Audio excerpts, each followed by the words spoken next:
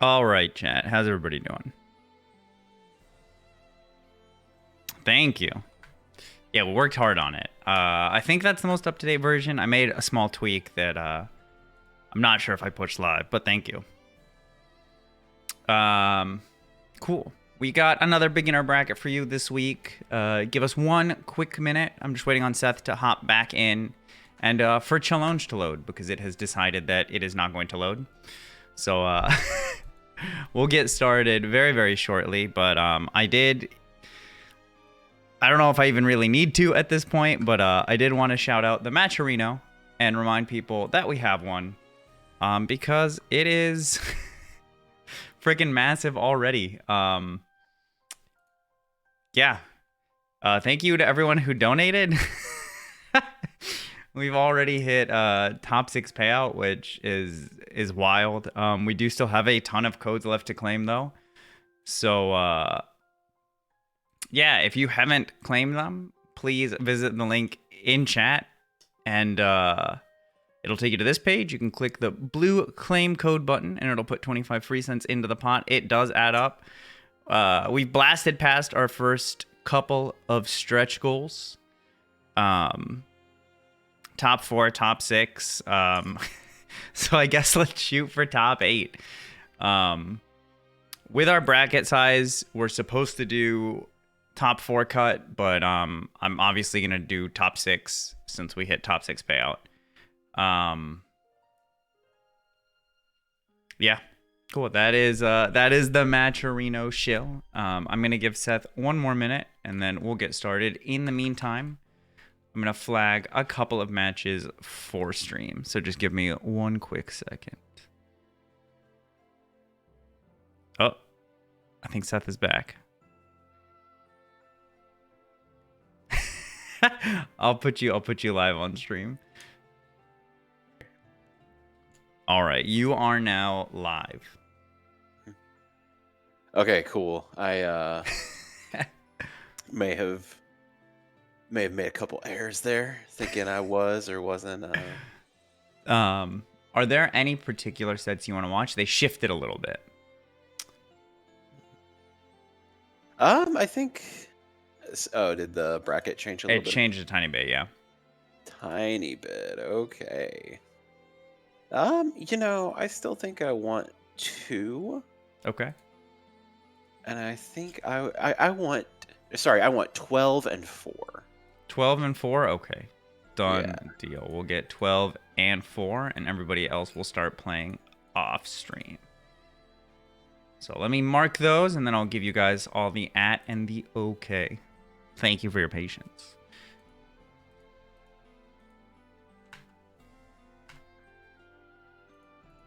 Find the Discord. Here we go.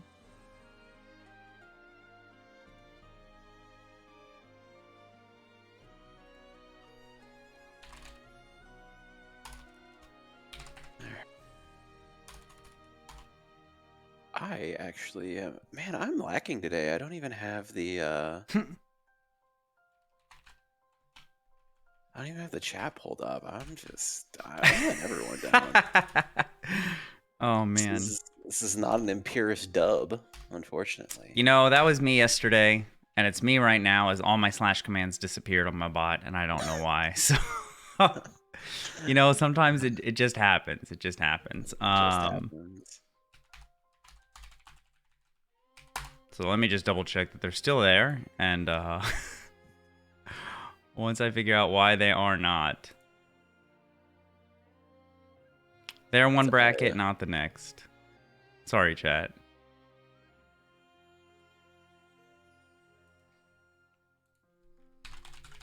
Yeah, they just, you know what? We're going to do it live. My favorite words. I'm just going to add everybody and I guess move over to a different hosting service for my custom bot. Because it keeps failing. It keeps failing. Nice. Like, super unfortunate.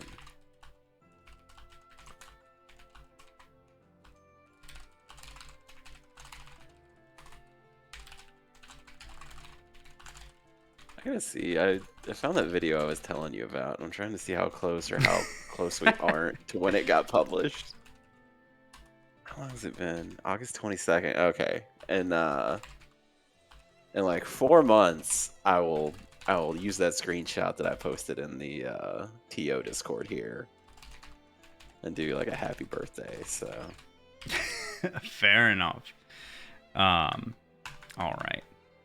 All right. I sent out the start message. I'm sorry for that as well. I did not expect it, but I'll get our first 2 gamers in here. We are not, despite what the overlay currently says, we are not starting with Axe and Star versus Have a Nice Day. Unfortunate. Like I mean, like with the amount of money we got on the line, I think that would be incredibly unfortunate. But you know, so some lucky winner today is gonna take take home a nice amount of money that we're gonna garnish by 20%, so that way Imp and I can go get dinner. Just adding in fine print live, doing it live. Listen, if we do it live, we can only halfway be in an Ernesto video. I got the tech. And like halfway means that like I might be able to get out of this unscathed.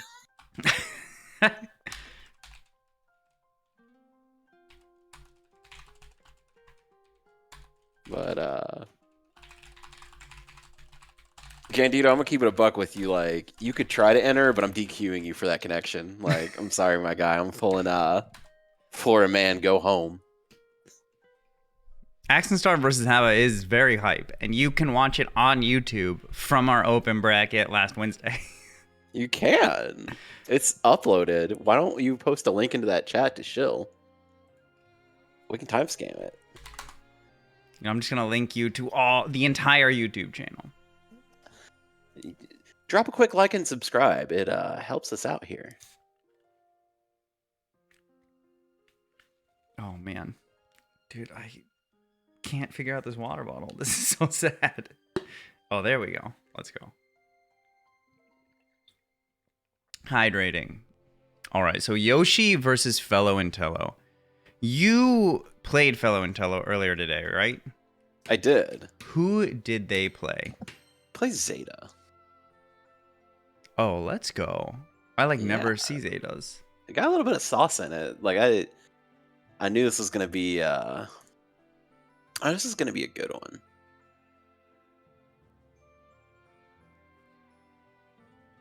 Yeah, you guys are good to start. I sent them the sticker. Oh, there we go.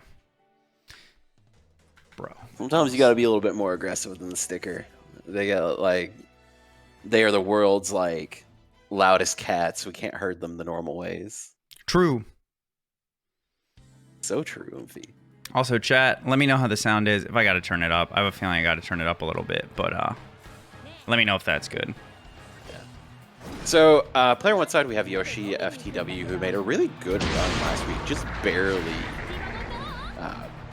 barely bounced out of the top 6. And alongside that, new to this week, we have FellowIntello, who is Zeta player. I did their testing to get on there, so hopefully we'll see a pretty good match. This, speaking from personal experience, I think that Ladiva Zeta is kind of rough. You are traditionally looking to get you're wanting to turn a single hit into a game, which I don't think is a particularly viable strategy. Just get the knockdown into that. Yes, I'm aware of who I play, but you know, we've got a secondary character. Oh, that's all good. Scoop, let's go. Gets the hit. Now going for the corner push. Oh, really good use on the light. Good use of the light headbutt there to kind of not burn a cooldown. A little bit of a risky follow-up for it, but doesn't seem to matter. YoshiFTW taking that hit and riding the momentum. Yeah, exactly what you were saying, actually. Getting that first hit and then turning it into the round. And at this level, I think that might be a little bit more of a viable strategy, especially kind of with just I think a lot of the big things that people kind of one of the big things to graduating from this quote unquote is to understand have a pretty solid not a great matchup understanding, but a solid one. You have a game plan, you have a solid understanding of how your character interacts with other characters, and you just kind of run that until you hit a wall or you get out. Oh, nice rush. Yeah, really good answer to the... We saw the charge Rhapsody there. Now has the corner exactly where YoshiFTW was to win the last game. Finds the hit, goes ahead and goes for the proper cycling route. Closing out the first game. YoshiFTW looking good with it.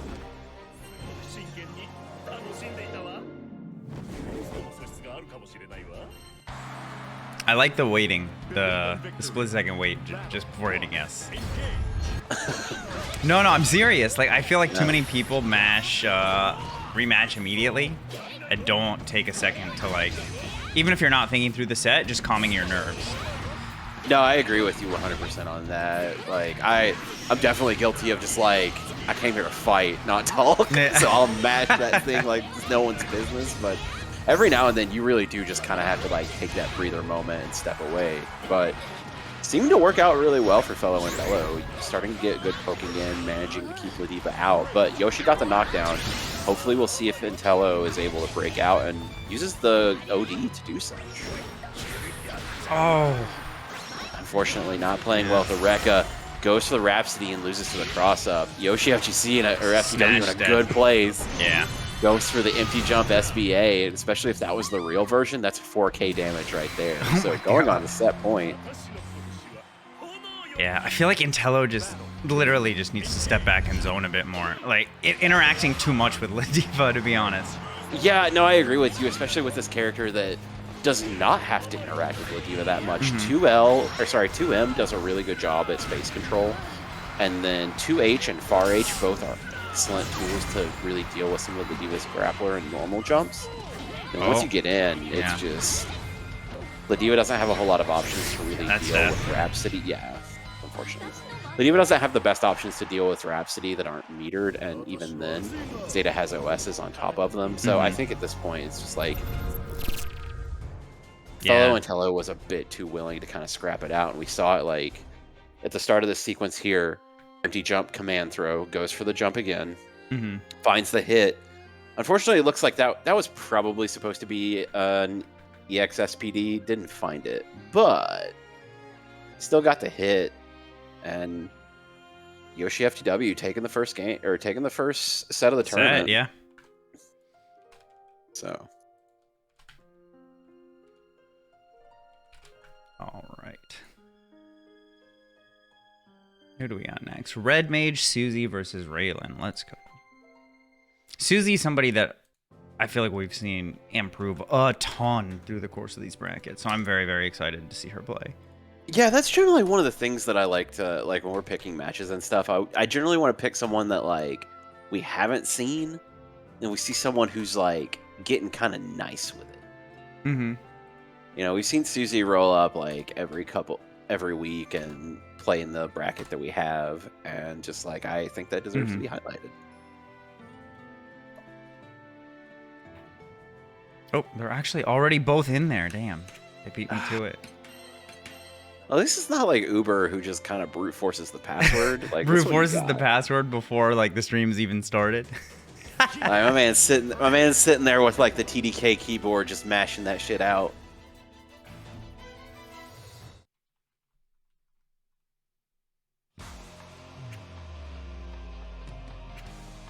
But so. Let's see. RedMageSusie bringing out the Djeeta. I don't know why. I think it's just because she lives with Tabby that I'm always like, this is a Vira Katalina household. I don't know why I think that of like, there's always at least like, there's got to be one in each household. That's just the communal living space for women. But actually bringing it with the Djeeta, and now we've got Railyn on the other side. Starting off really strong though, getting good poking and has Susie in the corner. Now, it has the ability, doesn't set down Luminera trap, but still sitting pretty with both the life and the meter. Damn, Railyn taking that pretty decisively.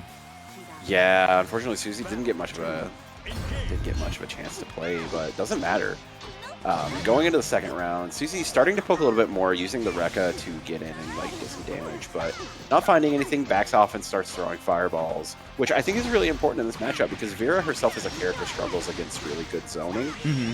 And I think at this point, one of the things that might tip this over in Susie's favor is just not even interacting with some of the things. So we're seeing Railyn use just a lot of really good far normals to control space, and then anytime that maybe in a position where, like, I'm not seeing a lot of raw cancels into empty Scarlet Oath, which I think is really common at this. Which I think is really common for this character at this level because just one, it's safe on block. Two, it's just like a really good fast-moving forward special. But Railyn has been really good about making the hits count and also just using a lot of 236L to kind of disincentivize mashing. But Susie's still managing to control the pace really well. And now, I say it, round start, light Scarlet Oath. Oh, nice. Immediately just kind of switching tempos. But Susie not really getting baited into it. Finds a couple of hits. Now putting some distance and just kind of running the strike throw game really well. Oh, the overhead. Strain to throw. Let's go. Not didn't the go for the, though. I was going to say, didn't go for the back throw. So Susie's still in a really good position to be in. But tries to jump out. Unfortunately, gets hit by the close M. And now Railyn, that's a punish. Okay. Finding a hit, puts Luminera down. What's the mix? Yeah, overdrive, get off me. I do agree with something you said earlier in that I feel like we rarely see people just avoiding interacting with things, especially in this bracket. And I think people underestimate how strong it can be just to like, okay, you have this great tool. You're never going to get to use it because I'm never going to interact with it. And that's something like I recently have been taking like a small Street Fighter Exodus. Just kind of, I wanted to go from like 0 to Diamond with a new character. And that's something that I think is just kind of an incredible strategy for this level, for like understanding how to beat this level of play, is like if you can get that life lead and just kind of down back at like mid screen, you can get so much damage just off of like sloppy entrance options and like people trying to brute force their game plan. Yeah. And so being able to like manipulate that and especially use it in a tournament like this, I think is a winning strategy. And if Susie can maximize on it, I think she'll do really well today. But instead, I think we're seeing a little bit of different success too. She's willing to like find these really good places to like mash and jump in, and they've been really effective. I've not seen like a really, well, I say it and it happens. Wasn't necessarily so much of an anti-air there, but caught the landing, recovering immediately. Now has the corner. Has to be careful though. We've seen that Susie's very willing to kind of bust out with her overdrive. We're seeing it right now, but Railyn still sitting pretty. Can win off a good confirm. Unfortunately, doesn't capitalize there. Wow, what a mash out from Susie. Yeah, got the confirm into the Rekka too. Susie sitting on sitting on set point.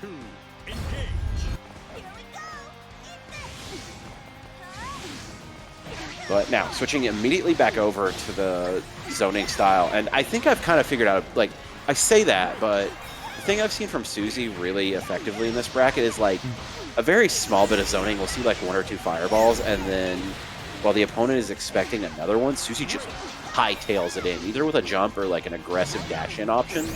But she's been really successful with those both times. And I really like the kind of mix of conditioning there, especially because it puts her at a really good life advantage.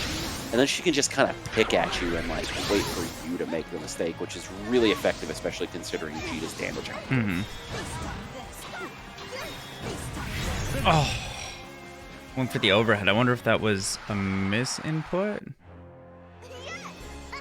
It's possible. We've seen Railyn really kind of just let a lot of overheads go this round, so I don't know if it's necessarily an input or what's going on there, but... RedMageSusie gonna take it 2-0, and that will actually bring us into round 2. So let's take a quick look at the bracket, because these kind of... The way Swiss works, basically, is you get matched up with people with your same record. So everybody that won in round 1 is going to play other people that won, and everybody who lost are going to play people who lost, and it kind of just adjusts you that way. So that you're constantly, throughout the bracket, getting like closer and closer matches, ideally. But let me take a quick look at round 2, and while I do that, I am going to remind you all that we have a matcherino for this evening. and that if you have not already claimed it, there are plenty of codes left to claim. 34, it looks like, at the moment. If you have a second, please click the link in chat. It'll take you to this page. Click that blue claim code button in the upper right-hand side. Put 25 free cents into the pot. We also have a bunch of sponsor quests right below that. We got Activate Games, Text Now, Breakout Games. All of those put free money in the pot as well. So click the like buttons. It's literally liking YouTube videos, etc. And yeah, help us just put more into the pot. Yeah, like, don't let the 329.65 dissuade you. Yes, we technically have top 6 payout before we get started. But if you really think about it, after that 20% that we skim off, I don't think top 6 is getting paid anymore. So you really want to maximize those, Maturino. Listen, man, like, I gotta... It's been made official. The allegations were beaten. So, you know, I'm not saying we're always gonna take. I'm not saying we're always gonna take 20% off, but you should assume it's happening. Like, you gotta read the fine print, chat. The fine print. The fine print we added in the middle of this. I feel that technically is invalidated by you signing before it, but I feel like we're gonna get clipped out of context, and somehow I'm gonna end up getting blasted on Twitter, even though I didn't actually do anything. That's my prediction for this evening. Brother, I'm gonna keep it a buck with you. If anyone like tries to take me seriously or thinks that we are serious, like, they're just setting themselves up for failure. I don't understand how someone is like, this person routinely enters events as YBF and is like, yeah, this is a credible source of information. Dude, you never know. People quote wild things on Twitter. But all right, I've picked our next sets. We're gonna show DoYouKnowPekora versus Focus, and then afterwards we'll run DiamondDust versus Offul. Ooh, I think that's a really good set. Yeah, DiamondDust Offul is gonna be a great set. I'm very, very excited. I'm also excited to see Focus play because I believe they are new. Yeah, no, I agree with you. This is gonna be excellent. Pekora we've seen on stream for sure, but I am blanking on what character they play. Yeah, no, I'm also blanking because we had them on stream, like, the last event that they entered in. Yeah. So I say I know because I may have used that to do the seeding, just a little bit. Just a little bit. But at this point now, I am curious to see exactly what this character matchup is. And Chad, if you know who both of these characters play, you know, please don't hesitate to let us know. If you're wrong, I'll only make fun of you a little bit, but it's all good.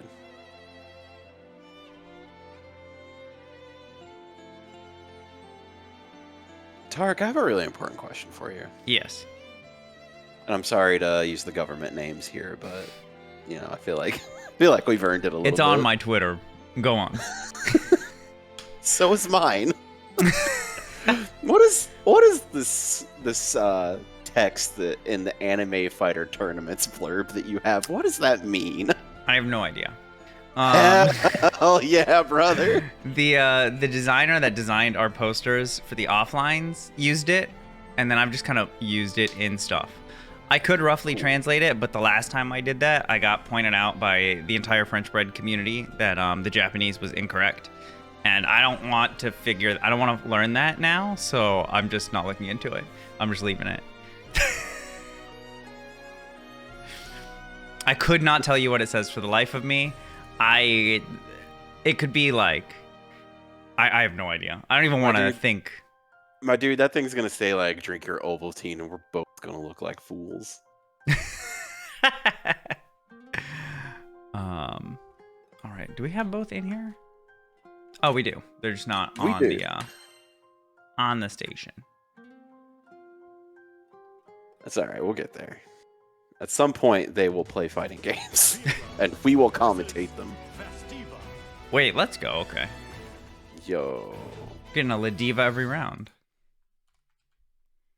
Dude, I understand it. The more I play grapplers, the more I'm like, how did I ever play anything else? Oh, we got the... I thought that was a club for a second. I forgot it was the shrimp. I got very excited.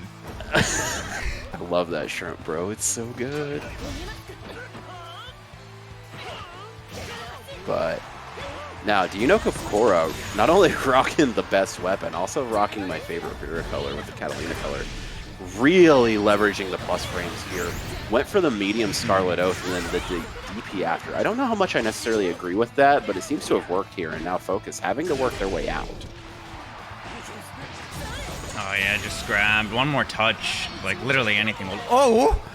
Snatched! Yo, let's go Focus. Oh, goes for it. And for those of you who don't know what you just saw there, Ladiva's throw doesn't necessarily... Or Ladiva's forward throw doesn't go for any knockdown. It's just a restand. It's so nasty if you're not used to it.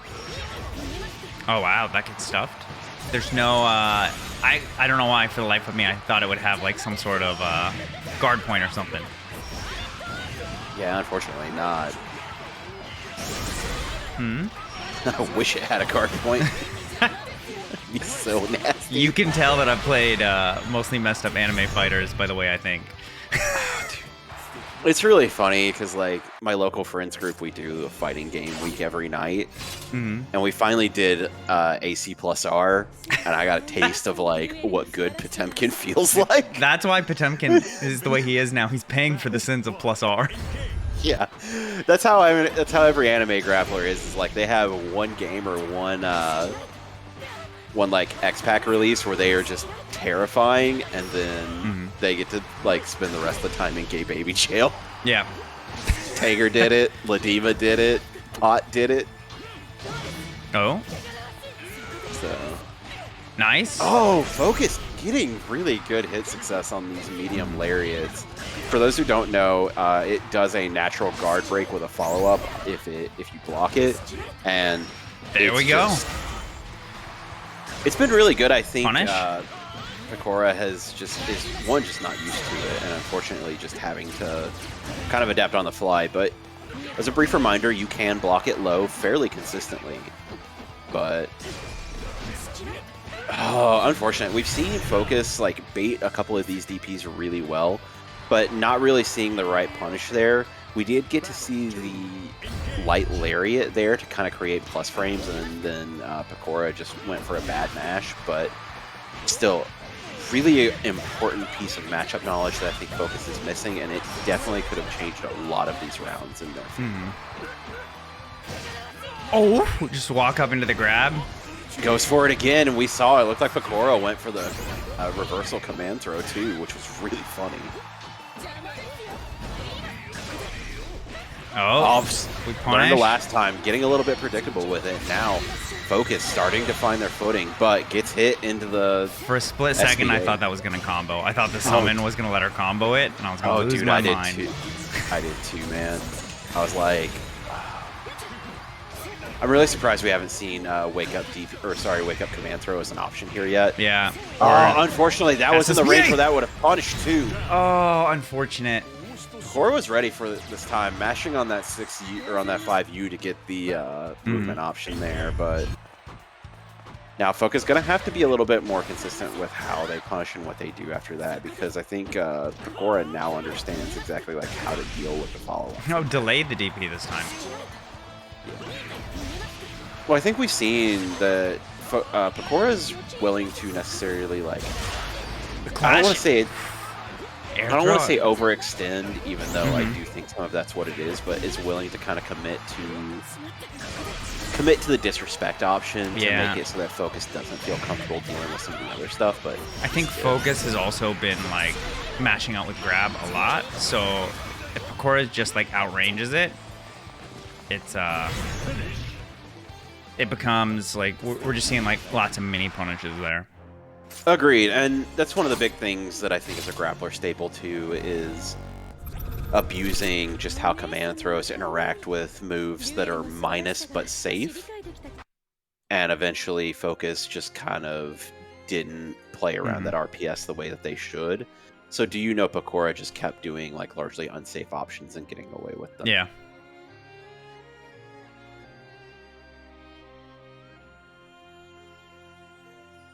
This is going to be a matchup that actually, now that I think about it, I don't think I've seen these actual characters play that much. So we're going to have DiamondDust versus Offul. I think this is Metera versus what's his name? Oh my god, why am I blanking? Has the armor, the scythe, the Vasaraga. Vasaraga, yeah. If I remember correctly. If I remember right. This matchup is god awful. Not quite. I am wrong. I'm wrong. Never mind. Oh. According to chat, I'm wrong. Vira, I was incorrect. Why did I think? Oh, who was I? Are you thinking of Odd Toaster? Yes. Oh my god. It's been a long weekend, Chad. It's been a long weekend. No, I understand the O name Vasaraga. I can definitely understand the A to B on that. But Dro, you've missed a few Vira matches. There are many Vira. There are many such Viras in this fighting tournament. So don't worry, you may have missed it now. But you're literally about to see one now. Yeah. That too. We got DiamondDust. Let them know they're good to go. Offul.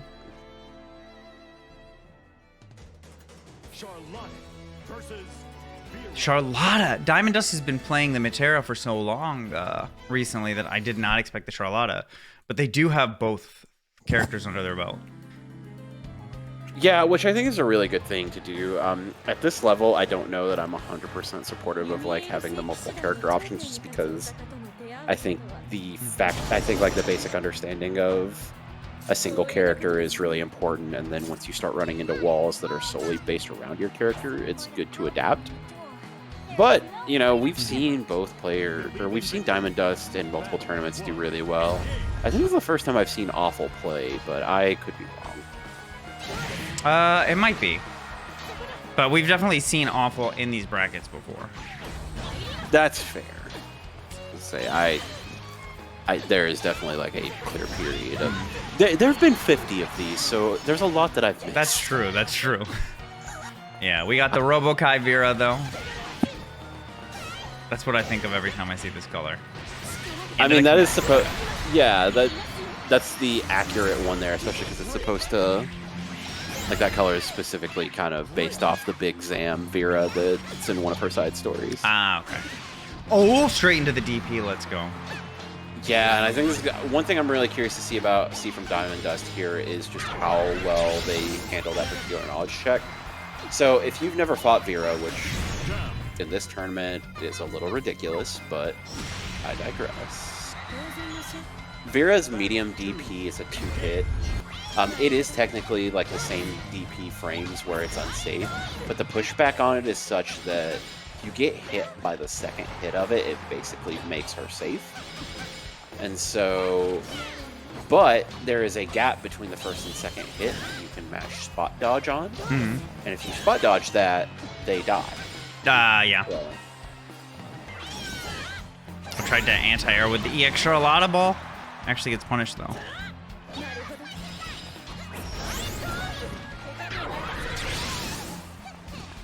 I like that. Using overdrive just to kind of like keep your turn. yeah, really good. Into the sweep. Oh, it doesn't confirm off the hit. The sweep. How late into her demon flip does Charlotta pick the follow-up? Is it like instant or can she delay it? But I don't know. Off a gut instinct, I want to say that she can partially delay it. I feel like Serom has done that multiple times. She can delay it, okay. Yeah, but I'm also like a particular brand of Street Fighter brain where it's like they pick at the apex of their jump and nothing else. Soulrob and Draco confirming though that you can in fact delay it. Okay. Yeah, I was about to say there was like an early part of me picking up this game that I struggled with was like there are characters who can do something after their sweep rather than every single time someone sweeps me that's a free counter sweep. Yeah.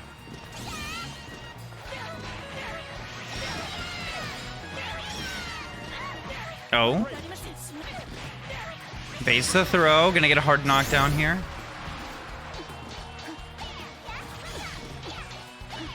Now has the corner pressure, layering on really good with the hand slap here. Yeah. DiamondDust leveraging everything. Offul busting out with the super. Really good kind of safer option to get in and out. Now puts them in a better position where they can leverage tools like MVP, Vira's 6U air dash, just a lot of options that kind of make it harder for Charlotta to really maintain a specific distance. But doesn't matter. DiamondDust keeping the aggression up and finding the hit. Now up 1-0 over Offul.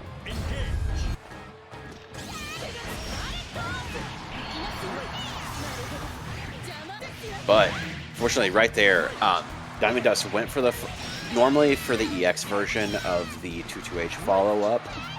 The overhead helm splitter is plus on block, but the normal versions aren't. So Offul really good at recognizing that, going for the punish, now taking their turn back and really trying to hold the screen down. Nice punish. Really good awareness on some of these ball punishes too. Using Vira's really good far M to kind of cover screen space, but needs to be a little bit more careful. Didn't get punished there for doing 236M, but that move is highly punishable, and I just think that DiamondDust either didn't recognize it in time, or maybe isn't experienced enough to kind of see it. Oh, that does clip, actually. God, the range on that is so far. It's nasty, but really good awareness from Offul. Uses the following button and catches DiamondDust. Mashes on the 5U after, but Offul finally showing some signs of life. It's a little bit concerning after that first game where DiamondDust really kind of just got to run the gameplay that they wanted. But now Offul really starting to kind of make some counter adaptations and really control the pace of this game compared to just letting DiamondDust run their stuff. But I say that, and immediately we're now seeing some changes in how DiamondDust is using the Demon Flip, and not necessarily even using the EX version, just leveraging the normal version and kind of playing around with some of the follow-ups. We've seen it there multiple times where they go for the empty Demon Flip into the low, which hasn't really been punished that well, but I do know that it's not 100% safe. Yeah. I really want to see Offul just kind of frame trap more, and at the end of pressure, instead of just kind of like sticking there, I don't know. I feel like you're seeing Charlotta mash out with 5L a lot. Whip back up a little bit, try and whip punish it, or just tighter frame traps. Because I think once you shut down the mashing from DiamondDust, Offul's going to have a much easier time. Yeah, I agree with you completely. The other side about that, too, is that because of the way that Charlotta's DP is, she has one of the slower ones. You can technically be, like, just a little loosey-goosey with frame traps to where you can still technically not get hit by the DP in the way that it starts up, but you can beat some of the more funny mashing and kind of like not have to rely on something as intrinsic as the normal backup kind of, and pray you don't get hit by a button like Charlotta 2L. Really good. I like that option from, or I really like that bust out option there. And now, DiamondDust hard committing, unfortunately doesn't find a mark, and Offul's gonna not close it out. Goes for the funny punish, doesn't find anything, giving Offul a sign of life, but DiamondDust closing it out. Yeah, we saw kind of moments from Offul, but overall DiamondDust just felt way more comfortable.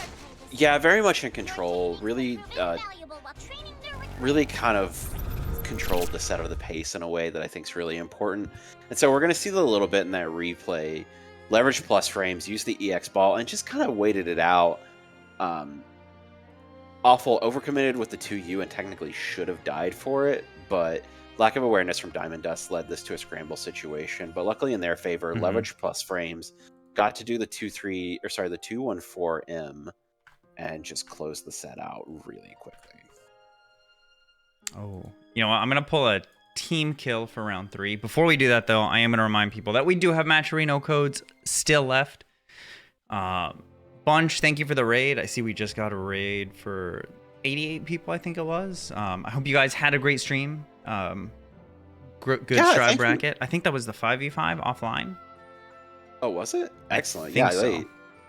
Well, listen, like, we're going to do our best to keep the show going. Thank you all very much for showing up. As you can see on screen, we have our Matcherino. We have met our goal for a top 6 payout, but we're really trying to go ahead and get all the claim codes used. We have 27 of 50 left, and filling those out, we'll put about $5 into the pot.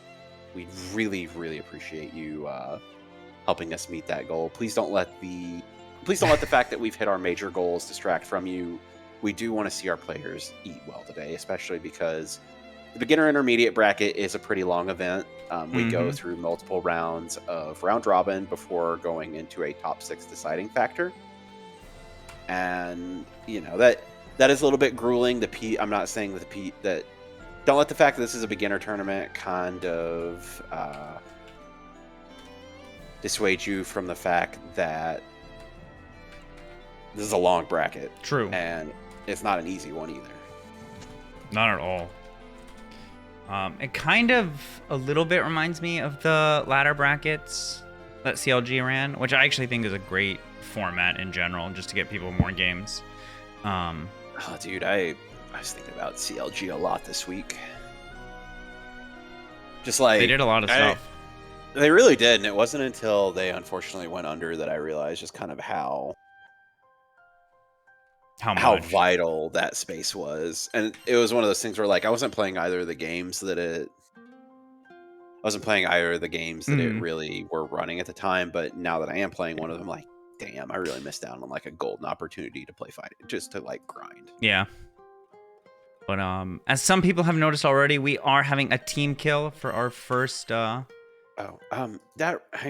I forgot you wanted me to it's fine. You can they already hopped in, so just we'll do it for this one and then afterwards. Okay, I've got everything. I'm booting everything up now, and then I've got your restream up on my second monitor. Nice. All right, so we got Katalina versus Lowain. We actually don't see. Oh wait, this Lowain color is sick. Let's go. These are arguably the 2 best colors for each character. You know, I do have like I do enjoy like a nice pastel purple. So I can't, you know, I can't sit here and pretend that I'm not eating a little good right now. Oh, nice dagger. Speaking of eating good, SaltProphet playing this really well, leveraging the use of the boys and the general trap lane to kind of create their advance. We've also seen really good use of the Lowain 2U, which, for those of you who maybe haven't played against a Lowain or played against a good one, that button is a menace. Yeah. Very fast, forward-moving, low sweep. Can be made, can be safe space, or can be canceled into a safe special for a frame trap. Like, that button is so nasty. Yeah, SaltProphet spacing also just really, really solid. Yeah, also like leveraging good use of kind of popping the 5U to build resources, and generally just taking advantage of the fact that I think right now Mizi's just a little bit kind of deer in the headlights. We're seeing a lot of options where SaltProphet is running like level 0 knowledge checks and just getting away with them. Yeah, well, I mean, the character is not common, and you gotta know how to, like, you can deal with pretty much all his stuff. It's just, you gotta know how to deal with it. Like, he's got a bunch of little mini games, I feel like. Yeah, it really, like, calling this character Mario Party is common colloquialism for a reason. Oh! Stuff both boys? Let's go. Really good awareness there. Katalina buttons are particularly potent in this matchup just because they have the ability to really kind of control some of the space. If Lowain puts down like a bad trap call or a bad boys call, Katalina can not only just get rid of them with a single button, but also make herself safe or continue pressure depending on what special she wants to spend. But doesn't really matter at that point. Uses the badly spaced thrust. Doesn't need a whole lot of damage for it, but now has the corner control. SaltProphet's going to have to be really careful because like a bad confirm from Mizi here is just the result.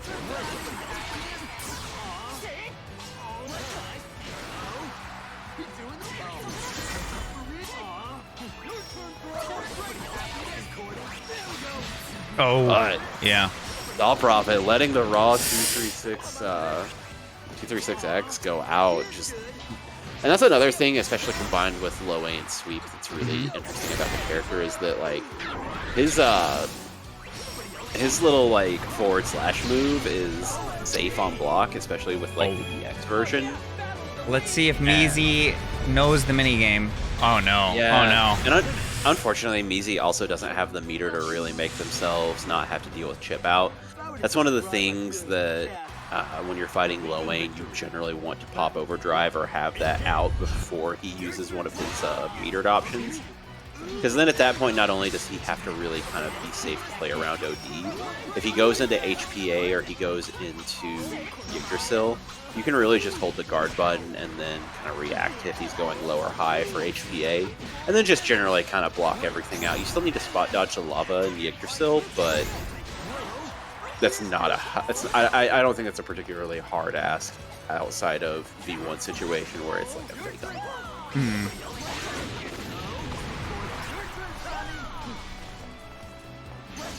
But making the run in. Oh, nice reversal throw. Yeah, this is a bad position to be in. Goes for the OS and finds it. Unfortunately, doesn't punish. Now, has to be really careful because SaltProphet can pop the nice! Calls it out. That was great. What a call out. Yeah. I was a little concerned when I saw the rush pop there because I think Far M into SBA would have killed. But on second thought, realizing just how funky Cat SBA can be about getting the full animation. But unfortunately, goes for the super jump, gets mashed out of it, and now SaltProphet back to where he wants to be. Like this mid-screen game where he can really kind of leverage both the use of the Katalina bot and of the boy callouts to really abuse and kind of make Easy afraid to block and open them up. But doesn't matter. SaltProphet really kind of just getting eaten alive right now, and this is going to do a lot of damage. Fortunately, isn't going to kill. Looks like SaltProphet has gone ahead and popped Yiggy. Now, this is going to be a really crucial moment for Measy because if they guess wrong, it could be over very quickly. And at the best case scenario, they're going to be put full screen. But yeah, it's over. Yeah, made a wrong call. Did the forward roll directly into the orb, which hit them directly into the fire. Yiggy damage gets massive so fast. It really does. Yggdrasil does like a lot of chip damage on its own. So there's a certain point where if you don't play perfect, you're just basically like massive counter checkmated. Yeah. And with net play and with just general reactions, playing perfect against Yggdrasil is not a vibe. But really good awareness. Yeah, really good awareness from SaltProphet there too. No, drops the conversion. Unfortunate. That had to have been a misinput. Yeah, unfortunate. Now, popping HPA. Salt.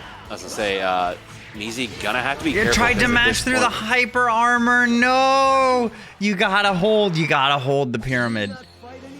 Yeah, unfortunately. Actually, no, you don't. If they're at range enough to kill, you can actually kill them out of the pyramid. But yeah, but I mean, that was a big enough range. I feel like that unfortunately, like even if the cash out for SB or SSBA had happened, it wouldn't have been enough. Unfortunately, Measy losing this one. SaltProphet will be going on, and now that we have just a split second of downtime. Yes. Oh, yeah. You can look at the standings. Oh, you did also pull up the Matcherino, but, you know. Many things are... You gonna hop in the room? All right. Let me see if there's any unreported scores as well that I can add in here. Looks like... there's a couple. I'll update those and I'll take a look at the standings if Challenge ever decides it wants to let me I've got the standings pulled up and I can update scores. I'm trying to update a couple scores. I'm also running bracket on the side chat. Challenge is being slow, but we'll get them all updated. I believe Seth is in the room. I am in the room. So you don't have to worry about that side anymore, so we can free up. Yeah, so we'll get a little bit of bandwidth. Lily, Crown, and Argent up and playing. Yeah, good place to start, especially for that, but let's see where everything goes.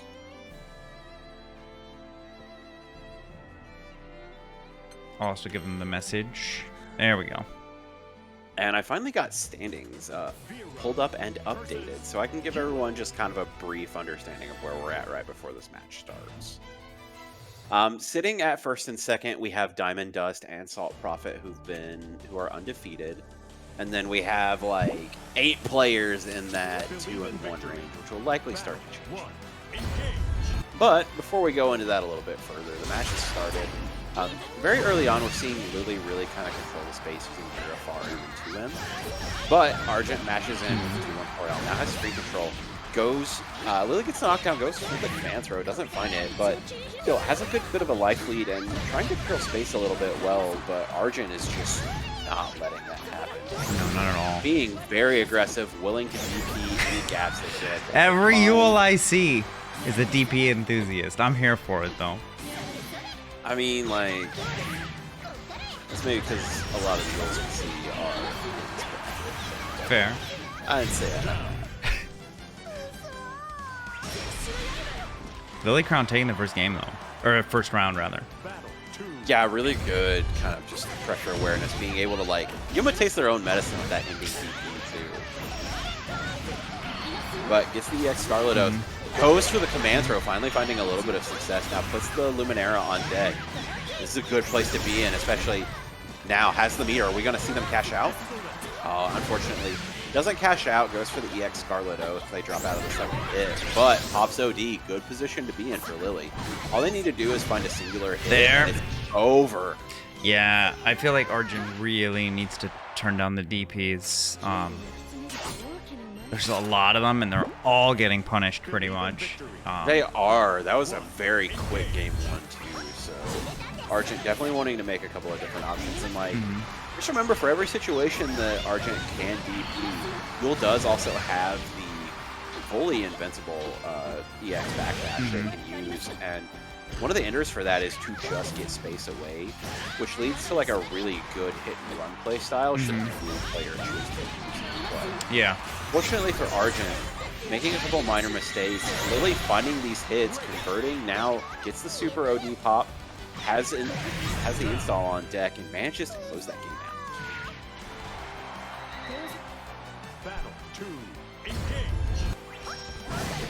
Oh, wow, that actually reached. Nice. Hard knockdown off the thrust. Luminera coming in clutch.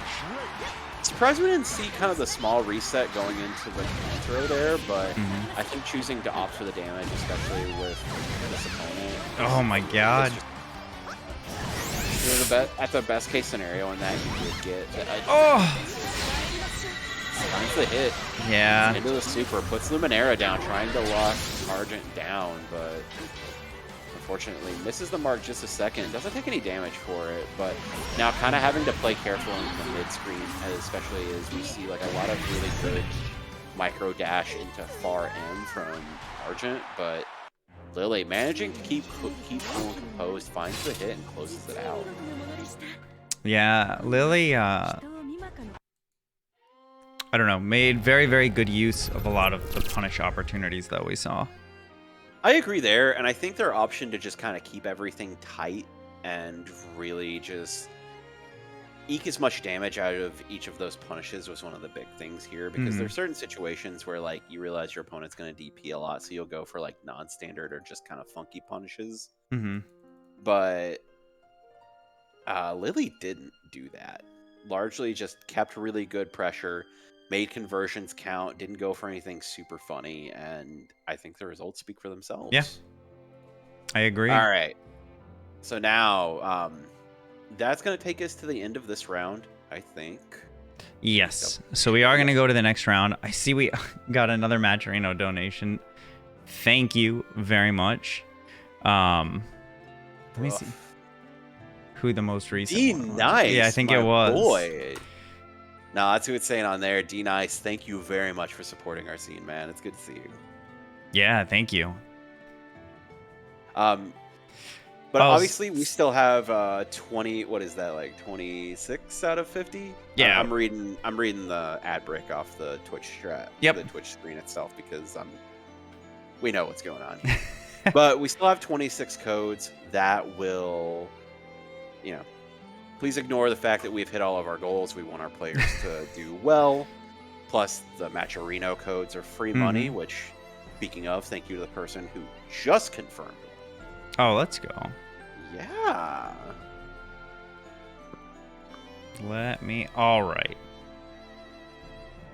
I've marked the matches for next round. We're going to get Dro versus None to 1, and then Garryth versus Spirit.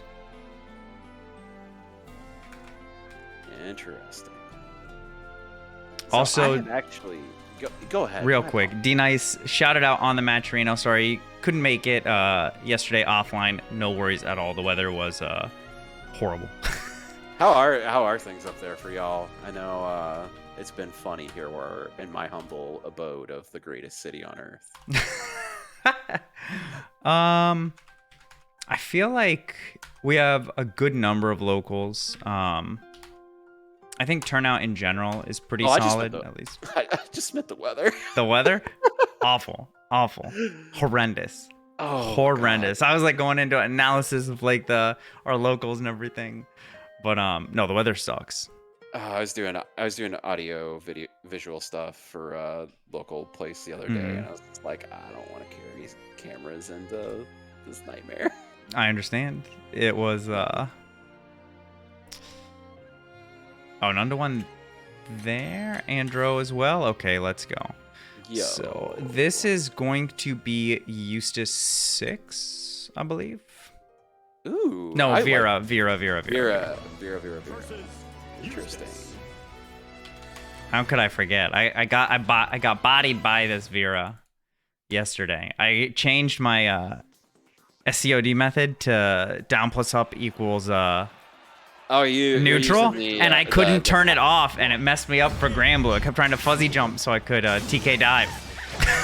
Oh, that's yeah, dude. No, so I've got the Snackbox Micro, and I've got my Impress, and like I think my Impress is just gonna be the Street Fighter stick. Oh, because I really just don't want to deal with that mess.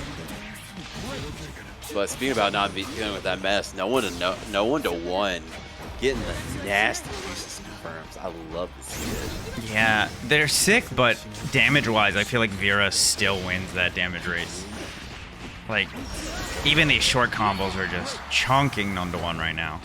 Yeah, Vira does have like a pretty decent damage spread. Plus the fact that she's an install, a lot of her stuff does have increased damage values. So, really important factor here as well. But getting early on, I really like kind of the button usage we're seeing here from Dro. Is using like a light into either 2U or 2M to really kind of disincentivize no one to 1 from mashing a whole lot. Yeah. And it's finding really good success because we're seeing like really strong counter hit or single button hit confirms with either Scarlet Oath or depending on the corner spacing, usually going for the EX or for the EX hands. Oh, big counter hit. Big counter hit into the command throw. Dro sitting in a really good place. And that's the thing. The DP. That's the thing about Vira's medium Scarlet Oath is it does have like pretty substantial startup, but it is plus on block. So being able to leverage that in, it's why I think both her Honda hands and that special in particular have really good synergy if you're not willing to like just auto burn EX cooldowns for her. You can really alternate both to kind of create an environment where your opponent's just afraid to mash on you, and then you just get it with but doesn't even need them. Challenging with the medium DP, really good usage for her. And even for that, like for those like funny kind of block string callouts, I think MVP is a really good option because while you can while you can spot dodge the second hit to just have a little bit of fun, it still requires a little bit of awareness that's on top of just being able to. Yeah, absolutely. Oh, nice rush. Steal the turn back. Yeah, None to 1 not in a great spot at the moment. I think gonna have to look for an opportunity to overdrive. Chip is gonna start building up, even if Vira's not in overdrive, just to kind of really abuse it with her normals. Yeah, finding a good hit. Now we're seeing no one-to-one really start using the grenades to kind of control space, which is one of the big things that I think Eustace can do really well in this matchup. I mentioned it earlier, but Vira does kind of lose to like a very specific type of zoning, and I think Eustace grenades are one of the things that can really kind of keep her out of the specific range. Yeah. Eustace shots have a lot of setup to them. That's a punish. And they're what you'd consider traditional fireballs, but his grenades don't have as much, and you can really sit there and kind of just bully with them, especially if your opponent shows that they don't know their skill. Yeah. And I do think none to one has to bully, because we saw that last game that Dro is very much willing to get the life lead and then just lame it out. Yeah, I don't know why I feel this way, but there's like a part of me that feels like Dro came from Street Fighter, where that idea is like a Dro did play Street Fighter 4. So I would not say you're incorrect. They were a Makoto player. I thought Dro was a Street Fighter 5 player, but I may just be missing people. He cooked me in SF4 with Makoto, so I do know there is a Street Fighter background, and it would actually explain a lot of what you're saying. Oh yeah, Makoto is definitely a character that, like, she puts some damage on you. You just kind of have to navigate. You just have to kind of navigate high attackers on the screen, throughout the screen all day. Clean mash. Oh, the cross. Unfortunately, no one to one, sitting really lucky there. Had Dro hit any button after that jump, you would have been over. But finds the chip out. Really good set from Dro. I think like being able to understand just kind of where your opponent's weaknesses are and being able to like navigate around those was like on display a lot through this. So just really good. Like really good set of both decisions made on Dro's behalf and also good counter adaptations to his opponent. So we saw no one-to-one like really kind of start to take a little bit of momentum when the leveraging of the grenades came out. Yeah. And Dro put up with that for just a little bit before kind of making the right adjustments to not even have to deal with it. Oh, I think Matrino bot turned on. Let's go. Ooh, are we working again? So we have sponsors that have overlays, which is why they're in the corner. And when overlay tracking works, it actually, those sponsorships also put free money into the pot. So I always turn them on just to get like a few free cents here and there, because it does add up at the end. But I see that we have Matrino bot in the chat, so I assume that overlay tracking is now working. Oh, thank God. Hopefully. I do see the number on screen. It is putting a bunch of stuff, so we'll see. All right. Yo, book escape rooms? What? Yep. Zeta versus Lancelot. Another Zeta. Zeta and Lance? I cannot remember the last time I have seen All right, this where's matchup. Toilet Humor? That man has been complaining non-stop about this character not showing up. I need you. Where are you at, Toilet? I need you to support your boy. Come on. I'm trying to get Lance's strongest soldier out here. Pierce, they're looking for Saurus. I hate this man so much. Lord in heaven. All right, Spirit on the Lancelot, Garryth on the Zeta. Yeah, good use so far. Seeing some really good space control. I really like the use of the 5U early on, just to kind of establish like, hey man, you want to try to like counter poke back? It ain't happening. Ooh, catches a startup on the Gorilla Blade. Doesn't follow up out of it, but really good kind of awareness there, and just being able to like understand at what range your buttons are or aren't working good. But bad execution error from Garryth now in the corner. Not where you want to be against Lance, but goes for the risky heavy Spear of Arbus, and now right back into the risk.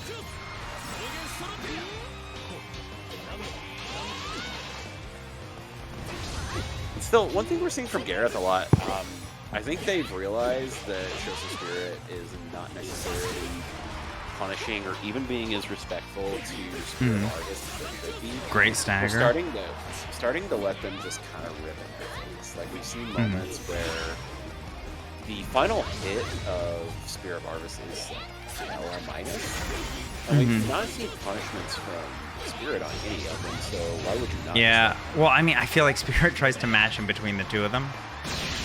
Yeah, oh, goes to the wake up. I This think is it's gonna be chip. blocked. Yeah, that's Oh, I thought it might have chipped out. it. Doesn't even need the SSB to close it out, just finds the hit.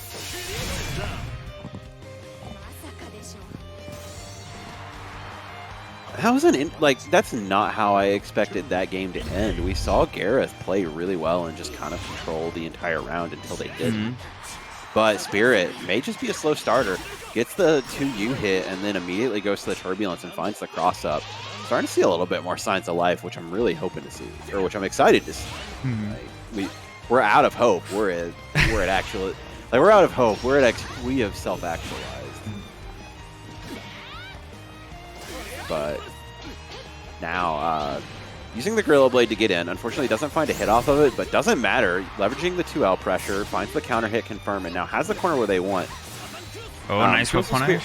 Yeah, shows some Spirit. Looking like they just need it to go ahead and get the hard knockdown so that they can set up the fireball pressure. But still just being very respectful of their opponent. I think that they've realized that Garryth has been really good about kind of controlling range, controlling specific spacings with the 2M and far M. And it's just not even messing around with it. Like using specific specials to get in, kind of poking outside of a range where it would be practical, and then setting up something like raw empty Gorilla Blade or using the fireball to close distance. Like those are really good counter adaptations around the Spear of Arvis and around just kind of some of Zeta's really good Pokemon normals. Unfortunately for Show Some Spirit, got the jump in there and wasn't deep enough to find the follow-up, but now is at a one-touch game and is in a really good place. Yeah, time is definitely not on Garryth's side. Yeah, I actually think it's impossible. It 100% is. Like even if they had gotten a button into SSBA there, the damage value wouldn't have been enough to make it matter. So Show Some Spirit taking a first game, looking really good, especially like that. A good chunk of that first, a good chunk of the first round of that really looked like Garryth had. Oh yeah, absolutely. Control. But you know, Show Some Spirit really slowing it down and kind of finding their hits where they matter has been beneficial for them retaking this. But finds the Gorilla Blade, gets the corner, and then immediately into the counter hit confirm. Now controlling space really well, sets the fireball down, doesn't find the success they need with it. And now Garryth letting the Spear of Arvis and now trying to run the Jump U Oki, which is It is. Every time I see that, I'm like, how many overheads is it? 1, 2, 3. It's just a very nuanced mix-up. You really have to like know not only how to deal with it. Like the mix-up itself is what happens after the spear. Yeah. It's not so much even like, am I guessing low or high, or am I guessing correctly there? It's, am I guessing correctly on the follow-up, and am I guessing correctly on if they decide to go low or do something after the follow-up? But Show Some Spirit, yeah. No punish. I respect the awareness and the option to go for that punish. It did not exactly work out, but it shows that Show Some Spirit is like watching for specific things. We saw the Rhapsody come out, and unfortunately it was just a little bit too slow to punish it. But it shows that Show Some Spirit knows how to. Chip is on the table here. Show Some Spirit just needs the EX Rekkas and can just chip right out. Unfortunately, I don't think felt confident enough to go for the chip out there. Doesn't matter though. Waits a second, finds the delay to you, and now Spirit on set point.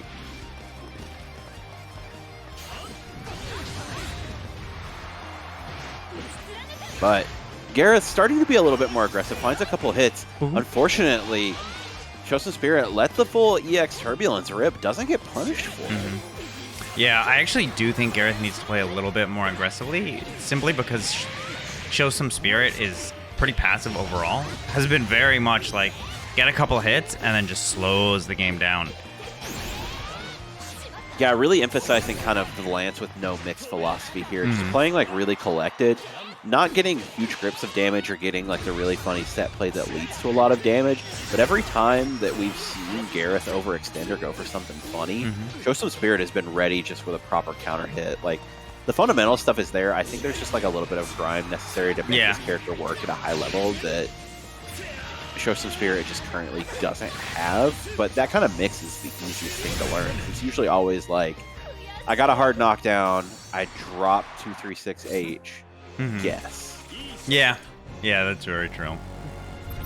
And like, I think it's a lot easier to learn like mix and set play than it is to learn how to play neutral. So Show Some Spirit definitely on a good path. Oh, absolutely. Absolutely. I agree with that 100%.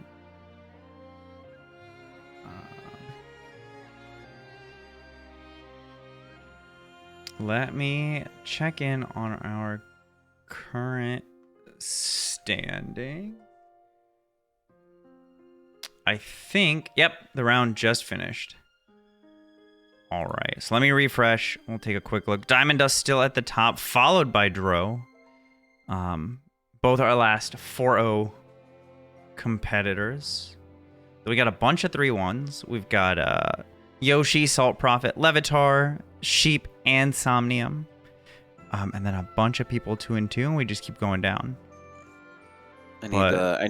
I gotta summon Margot to get the math stats on who does or what needs to happen for someone to get in and out. But I think it's safe to say that we're gonna. I think our top 2 are definitely out. We are, of course, going to do 6, considering the fact that we got top 6 payout, and it just makes the most sense. Technically, based on the number of participants, it would normally be 4, but because you guys just blew up the match arena, we're gonna stream a couple more games for you. And speaking of the match arena, we still have 21 codes remaining, and for those of you who don't know, that's like an extra $5 in the bracket. At least I think that's how my math works out. But that's like an extra $4 that really helps out our players. You know, we did meet all of our goals, but I'd still like to see everyone like walk out of here with the most money they can get, just because I think it's really important to facilitate like a good, like I think that these players should be rewarded. They are going through a fairly difficult bracket, and a fairly long bracket at that as well. Yeah. It is a long bracket. You play a ton of games. Yeah, you play a lot of games. It's the equivalent of making a deep run into a bracket in terms of the number of games you're playing. Oh yeah, absolutely. Because like no matter what, everyone here is gonna play 5 matches. Yeah. Or at least like what? At least 5. Yeah. We have at least 5, which for a normal tournament run, there's always someone who's going 0-2. Like that's just the way. That is just math. And so these players are already like. They're 3 games, like the bare minimum, they're playing 3 more games than they normally would. So, keep that in mind. Make sure our players show some support. We started this, about an hour and 20 minutes ago? Yep. So we're already like an hour and change deep. And we still have top 6. So. All right. So I'm breaking a rule. I really want to see DiamondDust versus Dro. So I'm going to pull them on stream, even though we've seen both of these gamers before in different matchups. I think seeing the tiebreaker, because someone has to drop. Like, no matter what, someone is walking out of this with, like, someone's 4-0 record is dead. Yeah, and I don't know about you, but I'm trying to see, like, I'm trying to see some violence, so. All right, so we'll do them, and then we'll do Yoshi versus Sheep. Excellent. Sheep already in. They already started?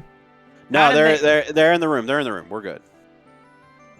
Or who? What? Wait, maybe they're talking about somebody else? DiamondDust and Dro already started? Nah, I'm breaking them up. Jossum's already won, I thought. They're in the boat? Fair enough. I mean, there's nothing we can do about it. They didn't listen to the initial call out and didn't wait. So we'll mix it. And we'll run Sheep versus not Yoshi. Oh, you haven't started? Then hop in. Let's go. Getting lots of information real time, chat.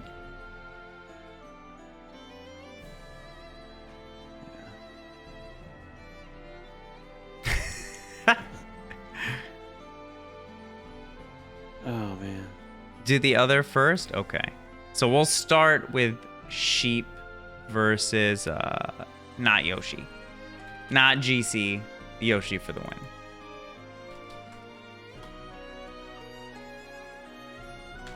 I was about to say, there better not be no goddamn bad man in this bracket. I think Sheep's already in here. Yes, Sheep's in here. We just got to get Yoshi, and then we'll be good to go. Let me at Yoshi and Sheep. Let them both know that we're starting with them. Oh, never mind. I think they're actually both in here.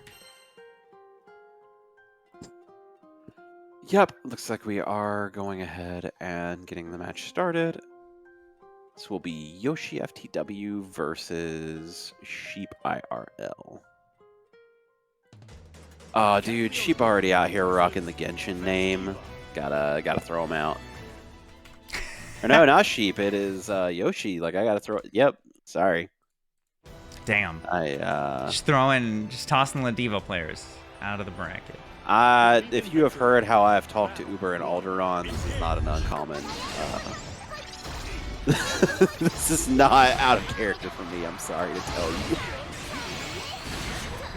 If anyone is mean to those people more than the Granblue community is at large, it is me.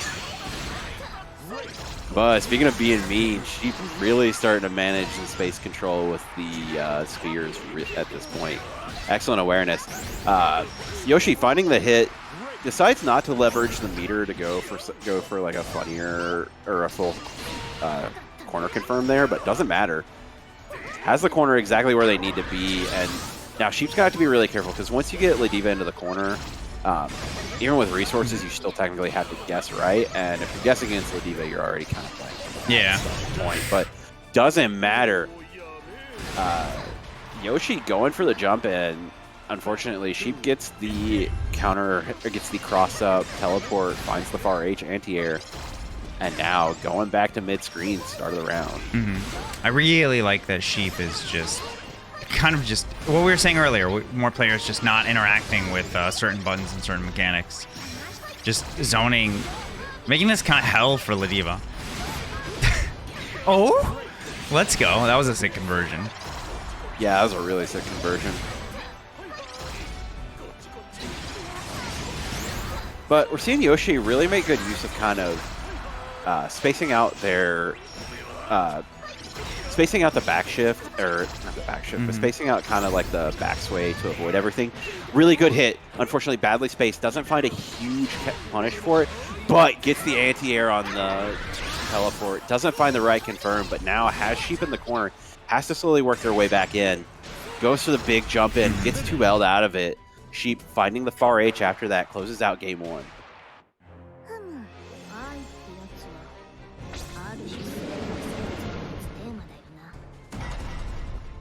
Yeah, I'm gonna take a second here, it looks like.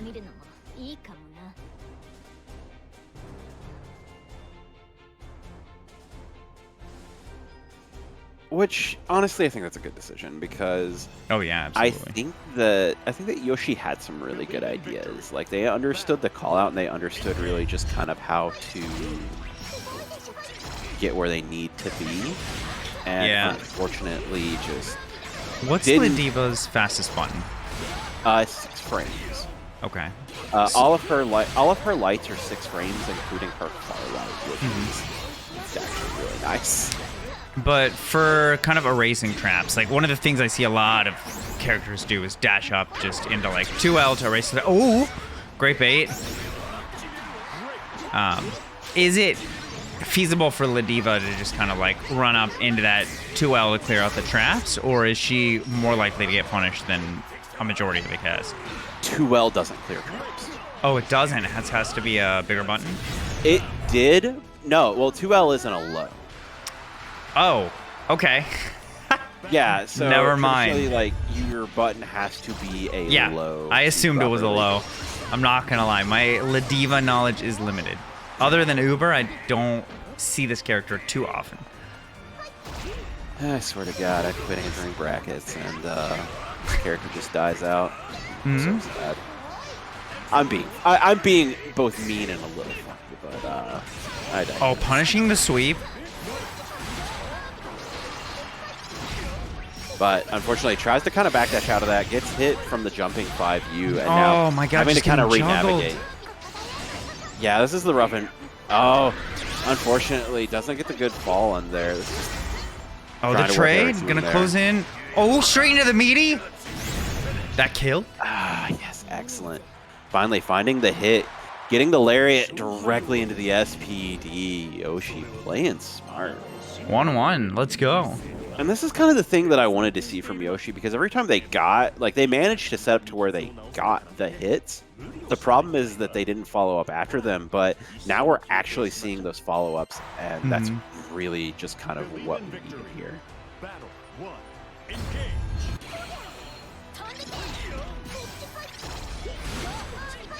Now, slowly making good use of the backsway, trying to deal with trying to have to deal with the spears, but unfortunately, a little bit risky on the jump in, gets hit with the far H anti-air, which is really difficult for Ladiva to navigate. Traditionally, against certain anti-airs, Ladiva can use jumping medium to really kind of mess around with hitboxes, but the way that Cagliostro far H covers the screen and the way that it kind of, the hitbox shifts up, like it starts at the bottom and then works its way up, it's really hard for her at, like, all but a very specific range to actually get in through the air that way.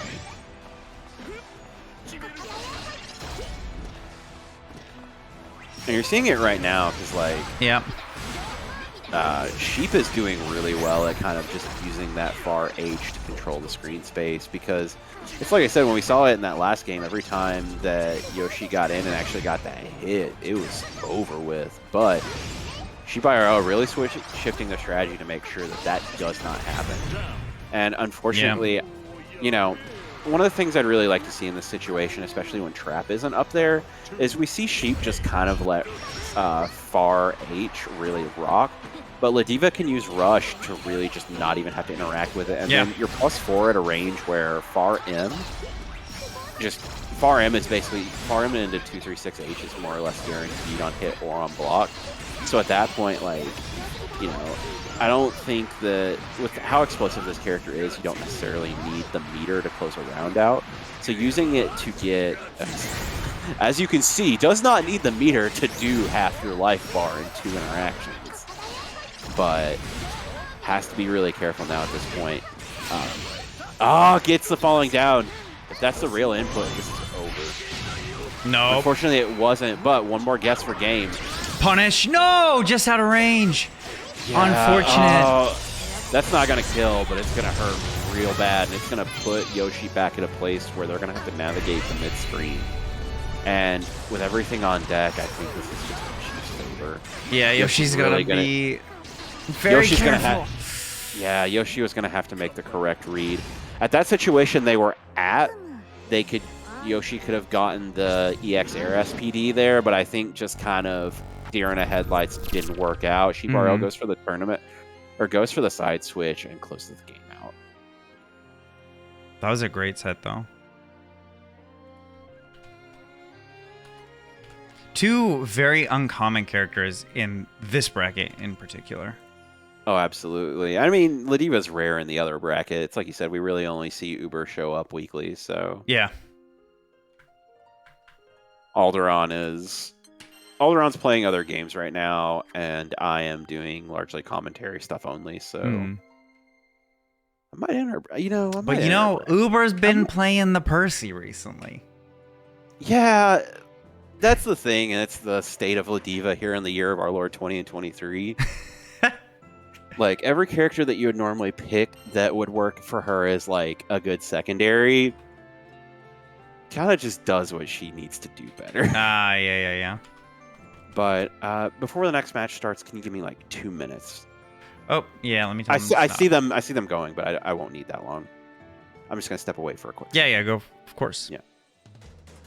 Charlotta versus DiamondDust sticking with the Charlotta today. I am curious if we're going to see the Metera at some point.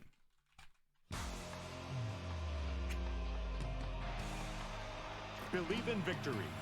Battle 1. Engage.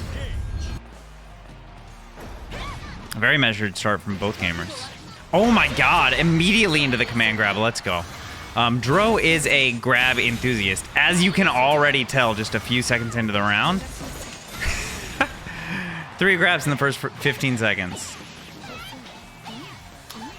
I think we're gonna end up seeing DiamondDust probably mashing a bit more and maybe fuzzy jumping trying to get the punishes, but that is the mind game to some degree with Dro. Into the throw again.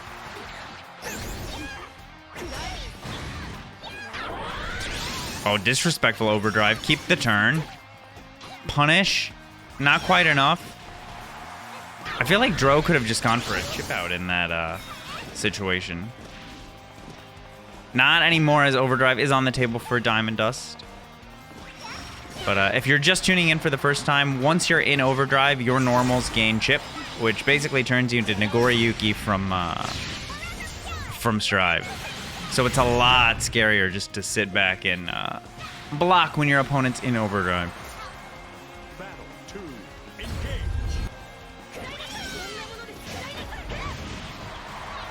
Oh man, I see I stepped away for like 30 seconds, and that round is already over. It was a very, very fast round. We saw firsthand how much of a throw enthusiast Dro is. But DiamondDust just kind of racking the damage up long term. Oh, nice call out. Yeah, really good call out. Leveraging the aggression here, but starting to see a little bit of a counterplay from DiamondDust, using the jump bag normal to kind of call things out. Finds the hit. That's a bad position for DiamondDust to be in. Gets the bad burst. Oh, yeah, punish. I thought that wasn't going to pick up. It picks up. I got picked up by that exact versus Dro yesterday, by that exact same setup. It oh man, it picks up. It is very well timed, and you pretty much just, when you see that coming out, can't really overdrive, can't really do too many of your get off me's. Yeah, but get off me isn't going to help a whole lot here. DiamondDust has the corner pressure. Now starting to desert. Goes for the cheeky reset. Gets the throw, and now cooldowns are going to be properly cycled to where they can continue to pressure. Yeah. Oh, Dro going for the funny side switch. Gets hit with the EX Holy Ladder.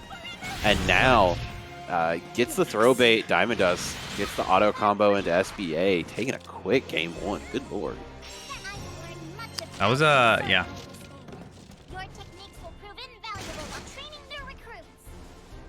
Imp, I have a really important question. Yes. Your audio won't pick up if I use the Discord sound board, right? I don't think so. I have no way of verifying that, though. Oh, we can verify it right now. Oh, no. I'm not gonna do that to you. At least not while we're live. I forgot about it, and I went to switch over to the Discord to make sure everything was working right on mine after I got it set up, and it's just like, hey, you have soundboard perks. I was like, oh, right. I forgot that they added that. It's been a real big hit watching bad movies, but I fear for it in tournament situations. But speaking of fear in tournament situations, we're seeing DiamondDust really kind of leverage Charlotta pressure using the wake up 214L. It's so cheeky. Unfortunately, Dro kind of dropping a couple of interesting confirms. We saw the 2U hit and instead chose to go for, I think they'd already pre-committed in that situation to going for the 2U into the 214M. But doesn't matter. DiamondDust using OD to get the pushback into the Demon Flip. Now has the chip set up, closing the round out. Oh, gets the counter hit universal overhead from downfield. Manages to use the far M to get the follow-up, and now starting to have control again. DiamondDust wants this, wants to go into the Swiss portion as that top seed. Nice DP. Absolutely. Good match. Yeah, finds the mash out, and that's it. Yeah, that's DiamondDust, not one to be dissuaded, finding the quick 2-0 there. Yeah, I said earlier, I think when he had stepped away, that I think we're going to see DiamondDust start to mash a lot more, just because of the amount Dro throws.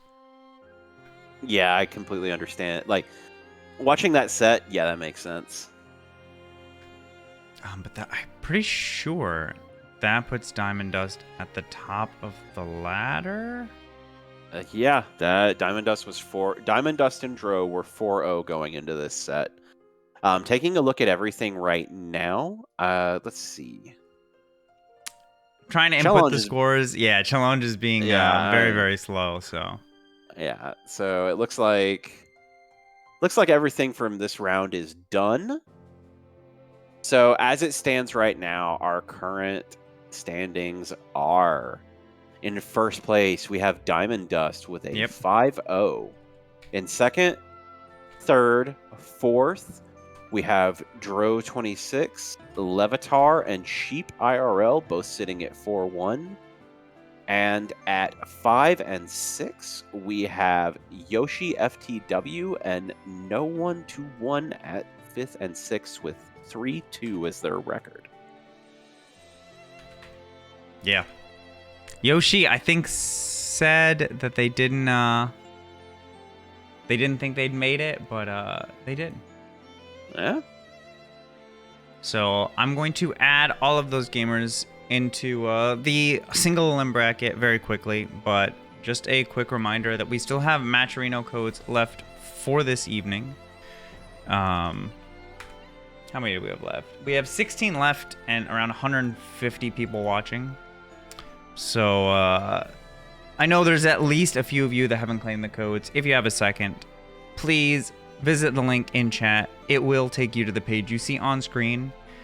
On the right-hand side, you can see that blue claim code button. It is 100% free, and it just puts money into the pot. You don't have to, nothing from your bank account, nothing like that. It's literally just that little bit of effort. Just creates money out of thin air. Money does, in fact, grow on trees sometimes. So, yeah, it's, you have to use all 50 codes to get it. But it's worth it. Like, that's free money.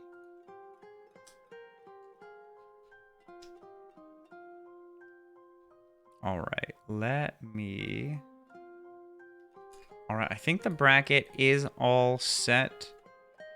You can follow along via the link.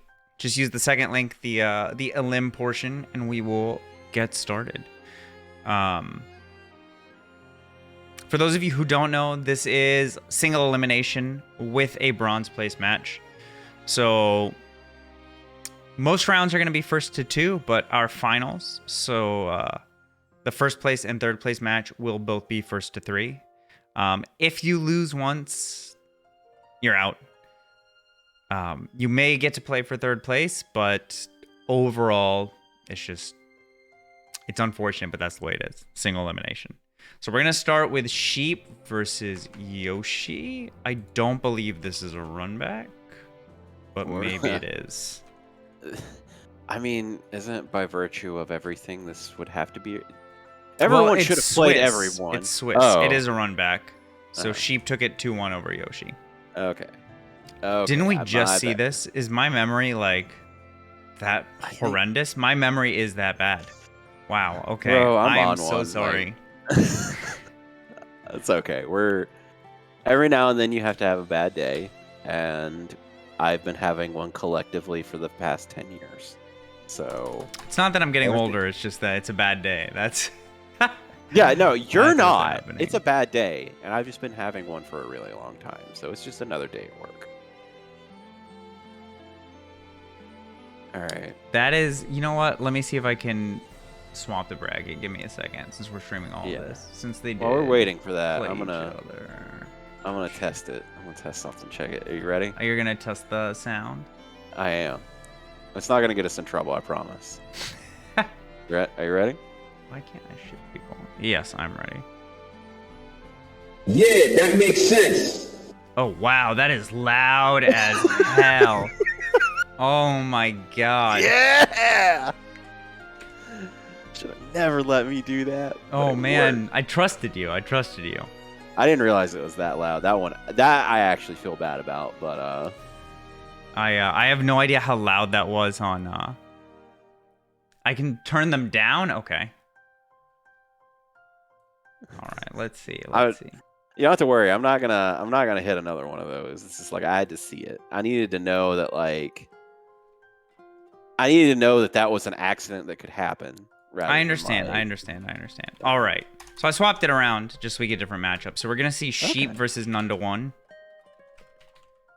Sheep IRL at None to One. And then we'll see Levitaar versus Yoshi. Can you give me mod powers real quick? Like in the chat. Wait, Levitaar said they would play Saurus. There you go. I'm still gonna mute Toilet for 6 years, but 6 years? I don't even think that Twitch lets you mute somebody for that long. I think the max is 500 seconds, and I'm gonna do that. The max is not 500 seconds because I've muted somebody for 9,999. So. Yeah, I'm gonna need you to give me that gun, brother. By the time I'm done, Toilet Humor will not be allowed to talk again. Let me fix the names real quick. None to One on the Eustace, SheepIRL on the Cag. Definitely not a matchup that I'm trying to think of the last time I saw this, and I can't remember. I think the last time I saw this was Zom versus Bale at that VTuber tournament. Yeah. Or like, I don't know. You play Spiral on a bad day, you'll probably see that matchup at some point. But Believe in victory. Battle 1. Engage. now, starting off, we see SheepIRL go for the round start side switch teleport, which is really funny because we also saw No One to One immediately go for the command dash too. But I'm curious exactly to see just what Sheep's experience with this matchup is, because Eustace is a character that I don't think he's like super knowledge check heavy in terms of like he's got some stuff that like he's gonna hit you with and it's gonna hurt really bad. But he does have a couple of things that like if you're not used to them, I can see him kind of scamming a round or two off of you before you get used to it. His grenades are one of them. Like learning how to directly to deal with his grenade with his H grenade follow up and with command dash is really important. And so one of the things if I'm playing this character that I noticed early on is that SheepIRL has gotten hit with a lot of overheads this game. So at what point like you put the grenade on Sheep and just let that rip to see what happens? Yeah. Because you get that full combo with the grenade sticky. Oh, you get the full combo and you get like 1 billion damage. It's a really high damage. Like counter hit universal overhead is a really high damage starter for Eustace. Yeah. But they're playing a lot of air footsies right now. This is not something I normally see, I feel like, with Granblue.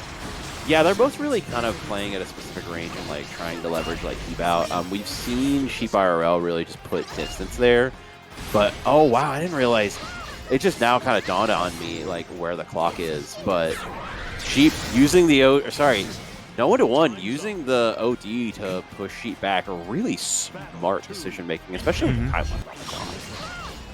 That wasn't even like a reversal OD or a situation where you'd normally expect it, but saw a little bit of the opening, the pressure, just used it to bust out. But now, stuck in the corner, has to be really careful. Tag pressure at this point, especially no traps on screen, but a really bad confirmation from No One to One is going to lead to a lot of damage for Sheep, but unfortunately doesn't find it. Sheep's still really leveraging kind of the cross-up teleports and trying to just play like a very funny range, but now Sheep has them locked down, uses the OD to bust out, and immediately kind of at that full screen, and I think Eustace is fine to stay at this range.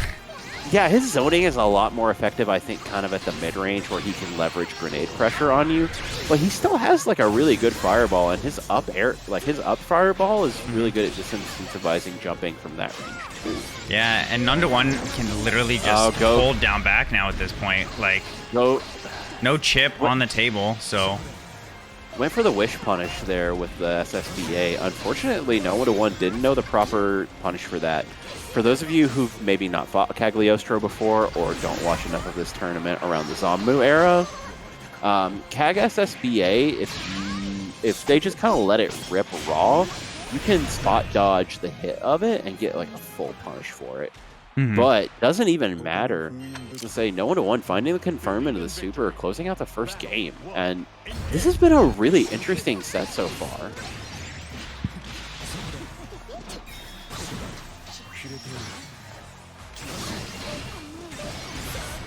But has the grenade on them. Unfortunately, manages to kind of, well, not unfortunately, but manages to really kind of find their way not to get hit with the grenade or have to deal with that RPS, but still has like corner pressure, still has a lot of options available over here from right now, but needs to be really careful. We've seen no 1-1 really kind of just grind this matchup to a halt, and Sheep hasn't really been able to open them up in a meaningful way. None-to-one just feels very, very comfortable blocking. We haven't seen much in the way of mix that makes you want to mash and stuff. And even if you want to cut out mix, and I think you just saw a little bit of it there, not even going for like a high amount of strike throw that would really matter. But goes for the meaty button. Unfortunately, is a little too meaty to block in time and gets hit by the wake up.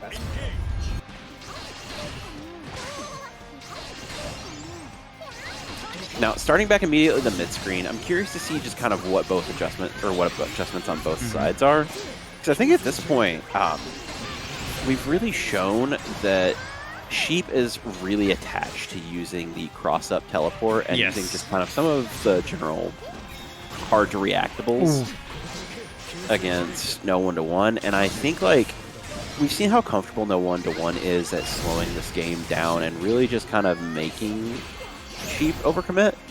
And I think, like, the proper punish on one of those teleports or just being able to, like, wait everything out and get the 2H into like just a really nasty confirm hit is gonna be the big thing that'll probably win. No 1-1 this set, especially as we're seeing like these small adjustments from SheepIRL in terms of their pressure. Oh, that's that gonna catch hit is too meaty. Yeah. We saw it both times. That game was won off just the raw SBA.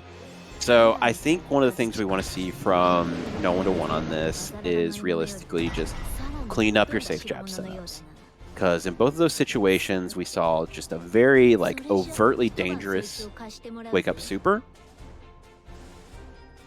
And now it's just a matter of like, what are those counter adjustments? Because I don't think that Sheep really was playing like super differently that game. It's just that a lot more hits were kind of being found. Like, I think that no 1-1 put them in situations where they had to overextend just a little bit more than they were, rather than taking the life lead and playing slow. And this is what I was talking about earlier. Like, now we're starting to see some mix from Sheep, and the adaptation from no 1-1 is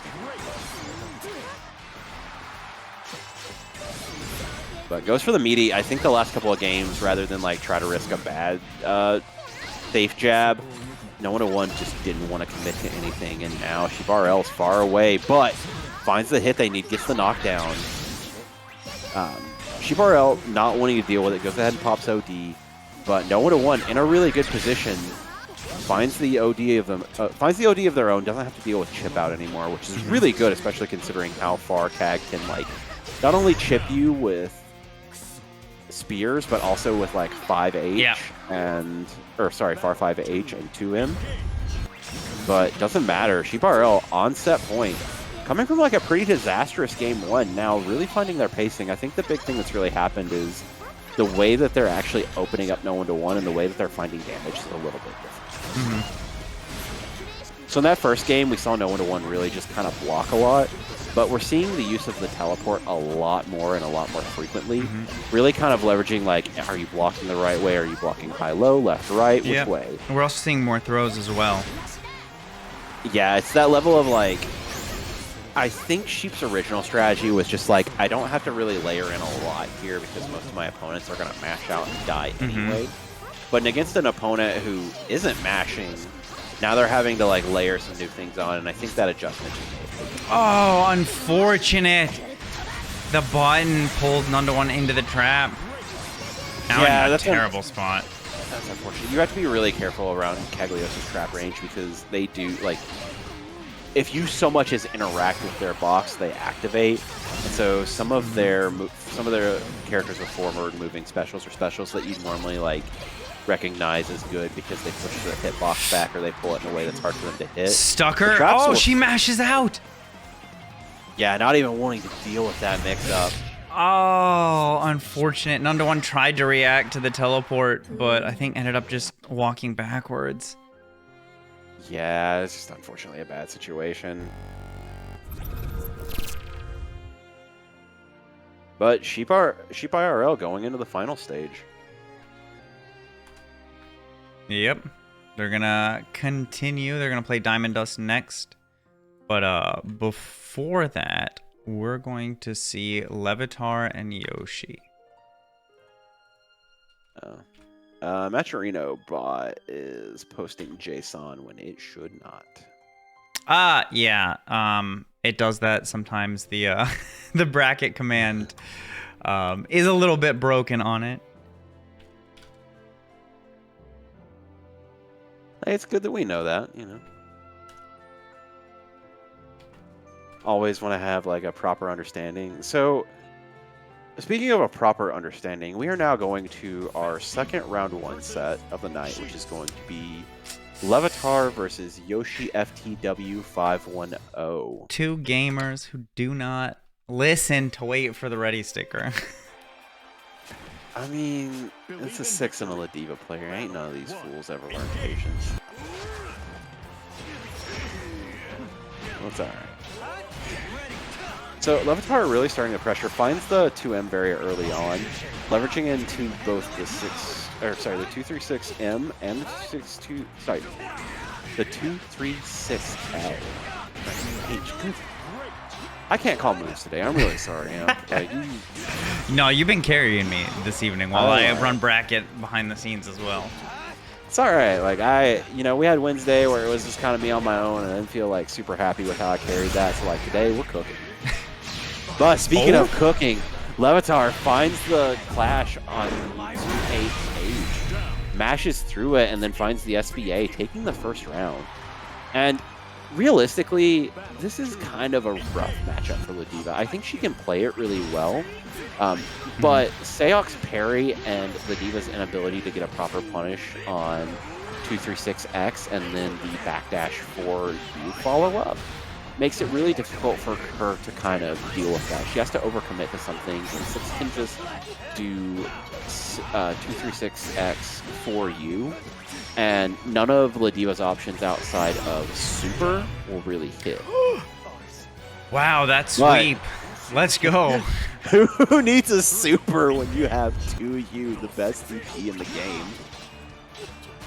Did that anti-air? No, it Did it catch him on? hit. Okay, I thought it caught him on landing for a split second.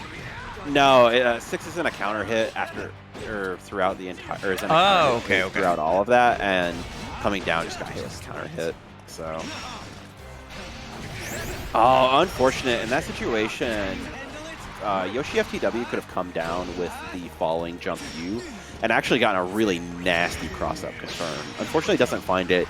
Goes for the raw lariat into the button press. Levitaar ready for it, but now stuck having to block and correctly deal with the lariat and the command throw follow-up. Guesses wrong twice in a row and is now in the corner, but doesn't matter. Finds the mash out, goes for the SBA follow-up, and I do believe this is dead. Yeah. And it is. Now, Levitaar going up 1-0. So I'm curious to see, I do see a little bit of a stall from YoshiFTW, which I think is important. Because a lot of the things that needed to be done right in that set were done right. I just don't think the follow-up was correct on them. So we've seen Yoshi in situations where it really looked like they were uncomfortable and just didn't work out the way they needed it to, but now can. And now it has the corner what they're using, leveraging the rush for plus frames. Unfortunately, SPD whiffs, and Levitaar able to mash out, taking advantage of a scramble situation, but now is going to have to like stay specifically in the range that Ladiva's most dangerous and has to be careful. But starting to leverage, using the 8M follow-up after 236X to build plus frames is a really good kind of strategy, just to see how much that YoshiFTW knows how to deal with this matchup. But gets hit by the 2U, and EXSPD on the rush. Really good spacing awareness there.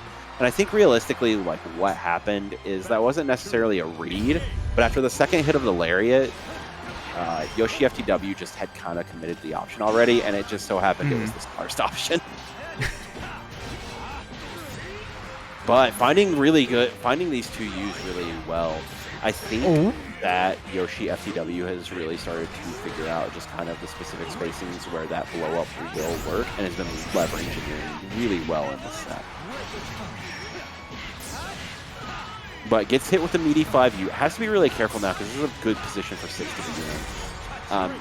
Unfortunately, in that situation, Levitaar used the rush rather than going for the 236H, which they had up.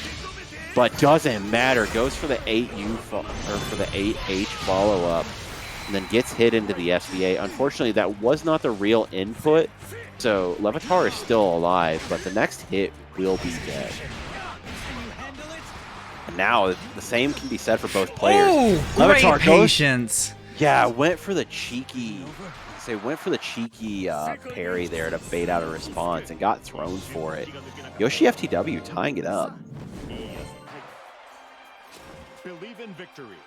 Battle. Dude, it's very satisfying when to see a grappler win with a grapple of some sort, be that regular throw, SPD. Every now and then, you just want to watch someone guess right. Yep. And like when this character guesses right, it's so nasty. Unfortunately, guessing wrong in that instance against the fireball gets counter hit out, and now Levitaar has the momentum, and now the corner. Yeah, we're gonna see the strike throw come out of the woodwork. Ladiva doesn't have a DP in this situation, and Rush will lose to like consistent light pressure, so it really puts Ladiva in a bad situation. But Levitaar burning cooldowns, unfortunately not finding a great hit, but still has a pretty substantial life lead. Phenomenal micro walk out of the corner. Yeah, and I think I really like the decision making there from Yoshi, at least like trying to leverage the backshift and the far L rather than like trying to make a hard commitment against the Rekka follow up there. But Levitaar just finding the hits where they need it. Now leveraging the meaty, manages to get the proper spacing on the knockdown after the 236L hard soft knockdown, which is really working in their favor, and they've just managed to leverage the corner pressure this entire round. Oh, Yoshi finds the correct jump. Unfortunately, doesn't get much of a punish off of it. And now Levitaar pops OD, is in a great situation on both chip out and specials. Has meter, has everything they need. Yoshi's going to have to guess right, but unfortunately with chip where it is, it's going to be really hard for him to. But unless finds the lariat. Yeah, just going to take the damage. Unfortunately, they don't have the SBA the SSBA to really easily close this down. Oh, that hit so high up. I thought we were going to see a punish. Yeah, that second hit pulls back a little further than the first one does, and unfortunately, it just kind of caught Yoshi in a vulnerable moment. Wow. But that being said, YoshiFTW out for the day. Going to be going out, I believe, tied for 5th. Yes. But still an excellent run regardless. Didn't think I'm not saying I'm saying they did not think they would make this final stage, but clearly did. Managed to run it pretty close with Levitaar. Unfortunately, just kind of came up short at the last minute. Damn.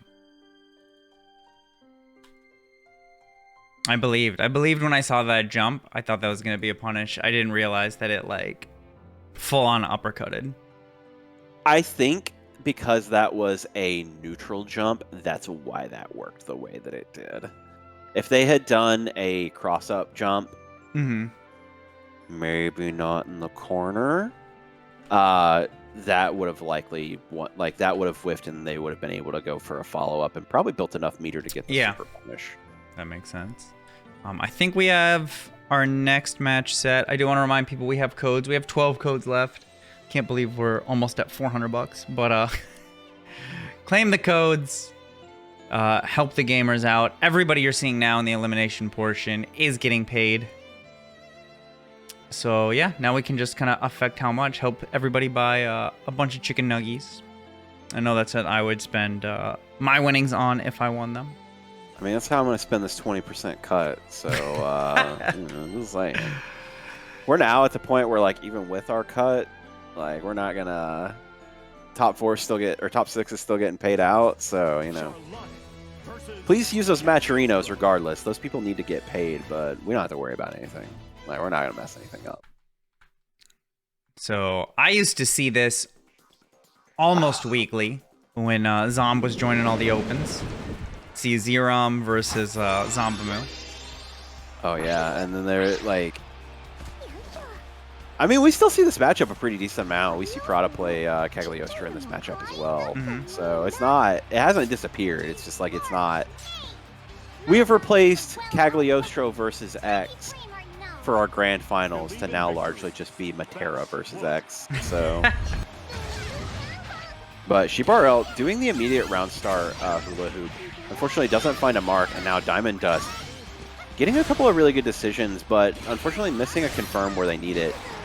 Does find the raw 2-2 follow-up, and now has the corners exactly where they want to be. Taking, like, starting to look like they're going to take a very quick game 1. But SheepIRL mashing after the teleport, likely trying to scout out the throw. Now has control again, but lays the trap out. Unfortunately, doesn't get the punish on the DP there, but now sitting pretty able to zone. Still has the EX, or still has the cooldown for EX traps. I'd say as they immediately. That's how it works, right? You speak it into existence. You know, that's what I'm hearing yet.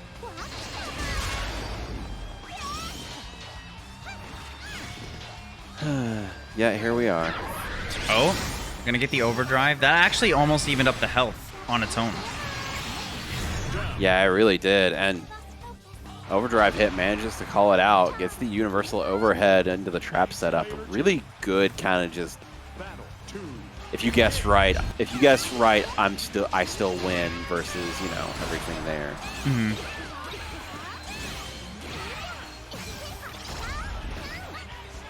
But so we talked about this earlier when we were kind of mentioning Ladiva 2L interacting with the traps, but Charlotta 2L actually does. Yes. I see that a lot, especially when I watch the open brackets. Just very small micro walks with Charlotta into the 2L just to erase them. Yeah, that's something that I learned from Shuabu as well. It's just like 6 can do it too with the way that his 2L is meant to be. So like that micro walk stagger 2L, or just kind of like, especially at a range where everything is. But now DiamondDust really starting to play the aggression up. Saw how the first game kind of didn't go their favor, and just kind of mixing some things in. Using the really funny 2-2 XLs to lever pressure. But SheepIRL finally kind of catching the hype, mashes out. Goes for the cross-up. Unfortunately, the situation right there where Charlotta EX ball and Keg cross-up teleport kind of made it so it's a zero-sum game, but yeah. DiamondDust now having to kind of like work their way back in, especially after losing what was a really good early lead.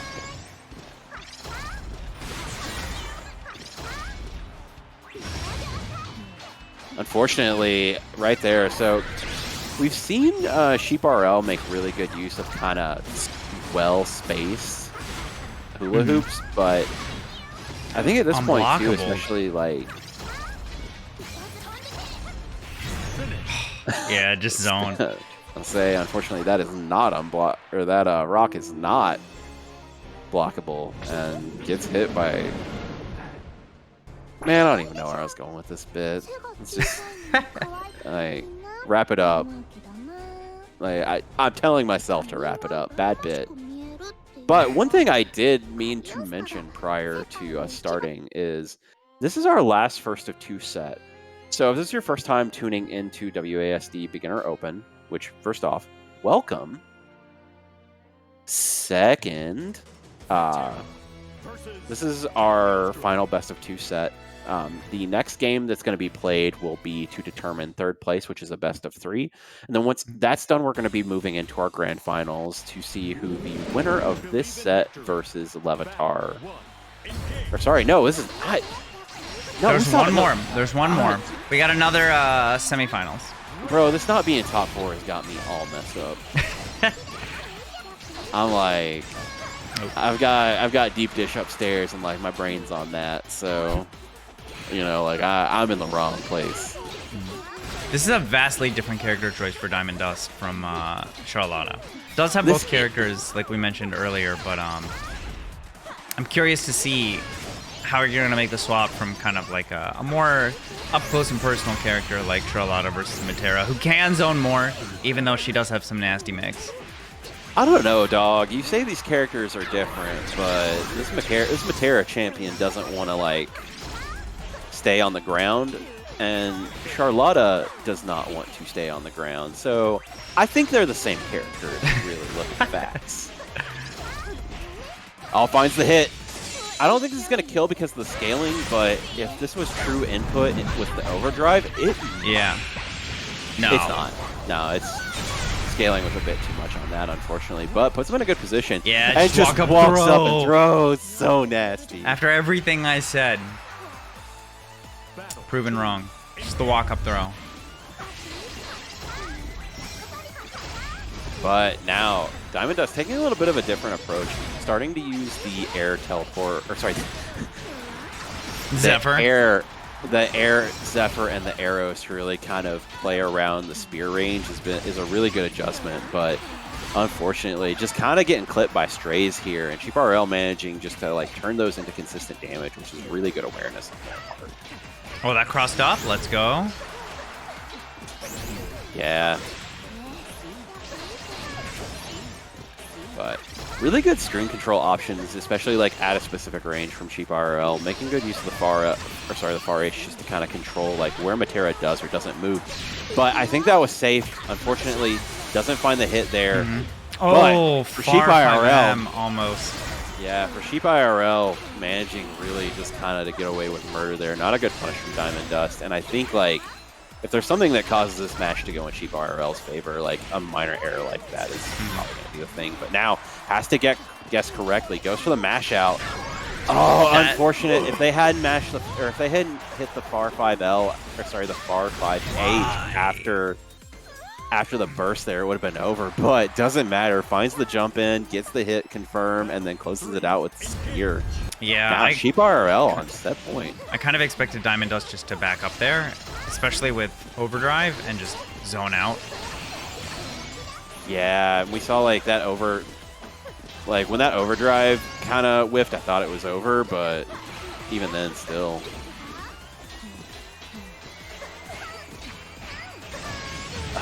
Yeah, and I think that's what the chat was mentioning too, is like we're seeing that far 5H from Cagliostro really just kind of control like the range. Like, this is the no hop zone. You don't get to do funny stuff. Yep. And even like her far 5M also he also does like put like a really aggressive forward hitbox in front of her. So her space control in this against Metera, I can definitely see like where this matchup. There are parts of it that I think the CAG players say is rough for Cagliostro, but does that punish? No, they both whiffed. Oh. I think the heart was there. Unfortunately, the execution was not. It was. Oh! High mind. Get up into far 5H. That was funny, but get up into this far 5H. That was such... sloppy is not the word, but that was just like a series of unfortunate errors. I think that like the ideas were right there, but unfortunately in the face of everything going on, it's just kind of... the plan did not go accordingly, shall we say. But what is going fortunately now, DiamondDust taking a little bit more of an aggressive stance to this and like really finding those hits. I don't think that was intentional, but that Zephyr being able to basically go over the traps there and find the hit, really good kind of like things working out really well for DiamondDust there. Unfortunately, doesn't find the follow-up off of it, so now we're back to mid-screen kind of zoning, but with the life lead, that might be the best for DiamondDust right now. It's just like, especially now that they have OD pop. No way. Oh my god, that connected. Yeah, I guess caught the dash recovery. That was easy input, so DiamondDust kind of got away with murder there. I think that if that had been the normal and the animation had happened, that would have been game over, but fortunately for them, took advantage of easy input, got the kill, but now SheepIRL starting to see the writing on the wall, turning up the pace here. has the corner, setting the traps This and is putting massive. up. Yeah, putting boots to asses, trying to like bring this back.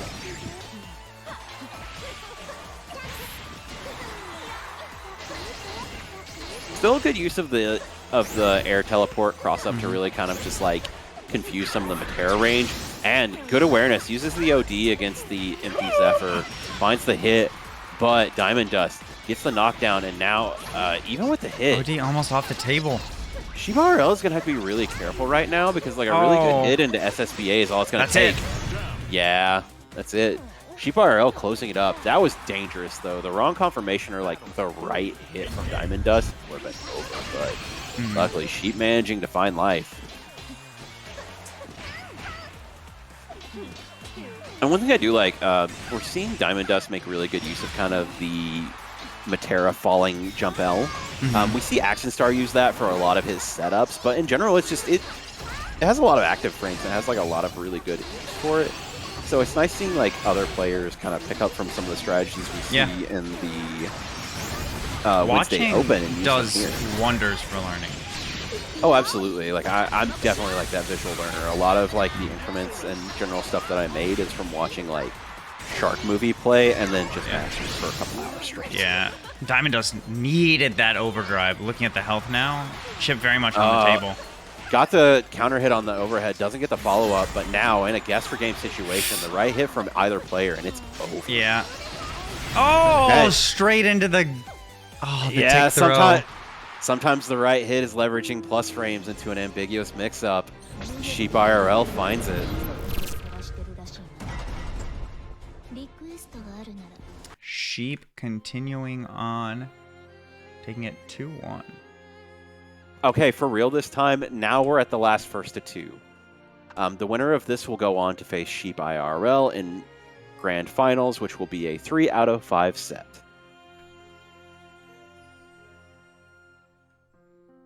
Yep. DiamondDust, not 100% out of it, though. Still has that third place match. Yep. And regardless, if the players are in this bracket at this point, they are walking away with some moolah. True. Literally everybody. This happened for Melty offline yesterday. Hell yeah. We got bodied by the rain and finals, but people just stepped up in the match arena and made sure that literally everybody who entered Melty yesterday got paid out, which was sick. Ooh, that is sick.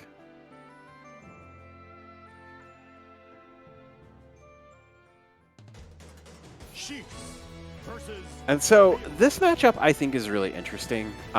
Vira is a little bit different from the other Shotos in that I think, yes, I'm aware Gran exists, but like I feel like Vira's kit is more kind of centered towards like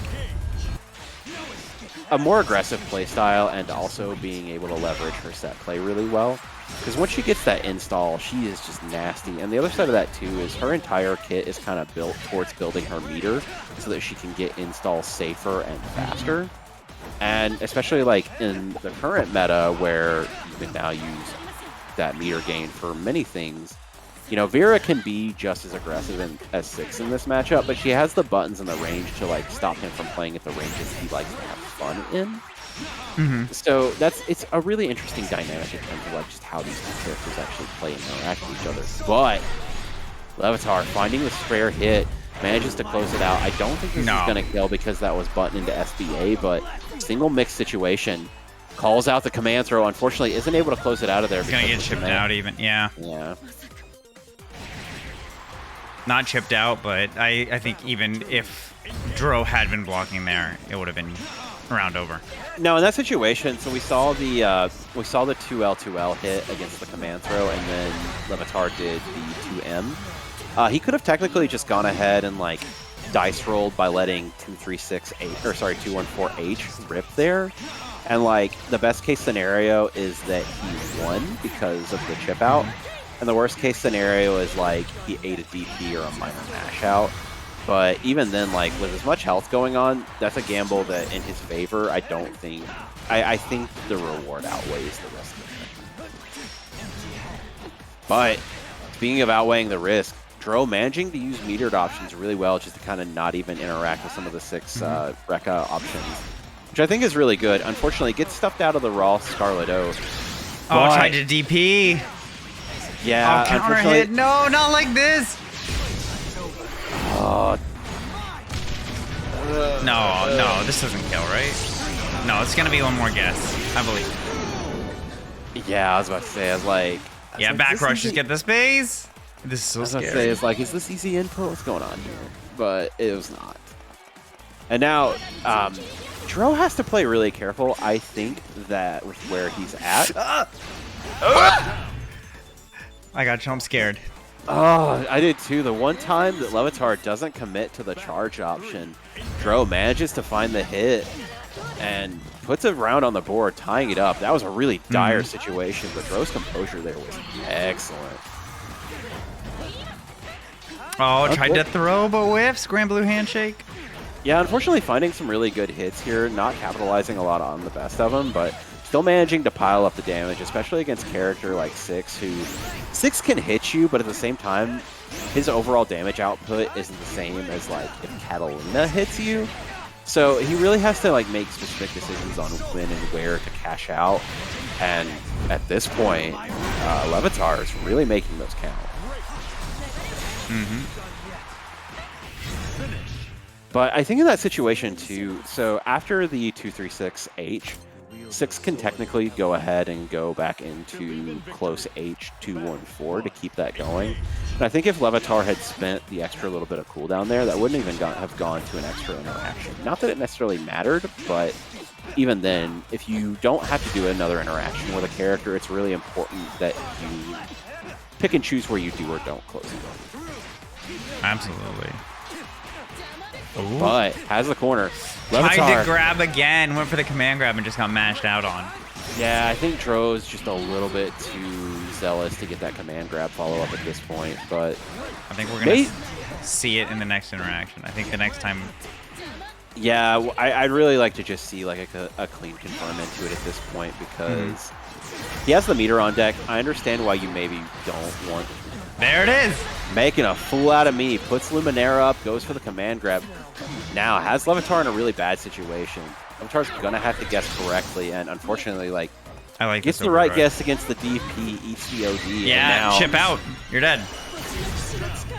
That was checkmate at that point. I'm curious if he could have spot dodged there and then just let a super rip while there was still enough frames, but probably not. Yeah, I think he had already started jumping, so... Oh, I didn't see the startup frames on that, so that definitely makes sense. But Levitaar starting to leverage the aggression a little bit more in ways that I wouldn't necessarily say they are overextending, but I think he's at a point where a lot of the strategy that let him have the explosive round or the explosive game one against Dro are starting to kind of lose some of their effectiveness. So now there needs to be a little bit of adaptation from Levitaar's side, but I think the adaptation right now is just I'm going to swing and I'm going to keep swinging until something works. And unfortunately, Dro is starting to shut that down in ways that are really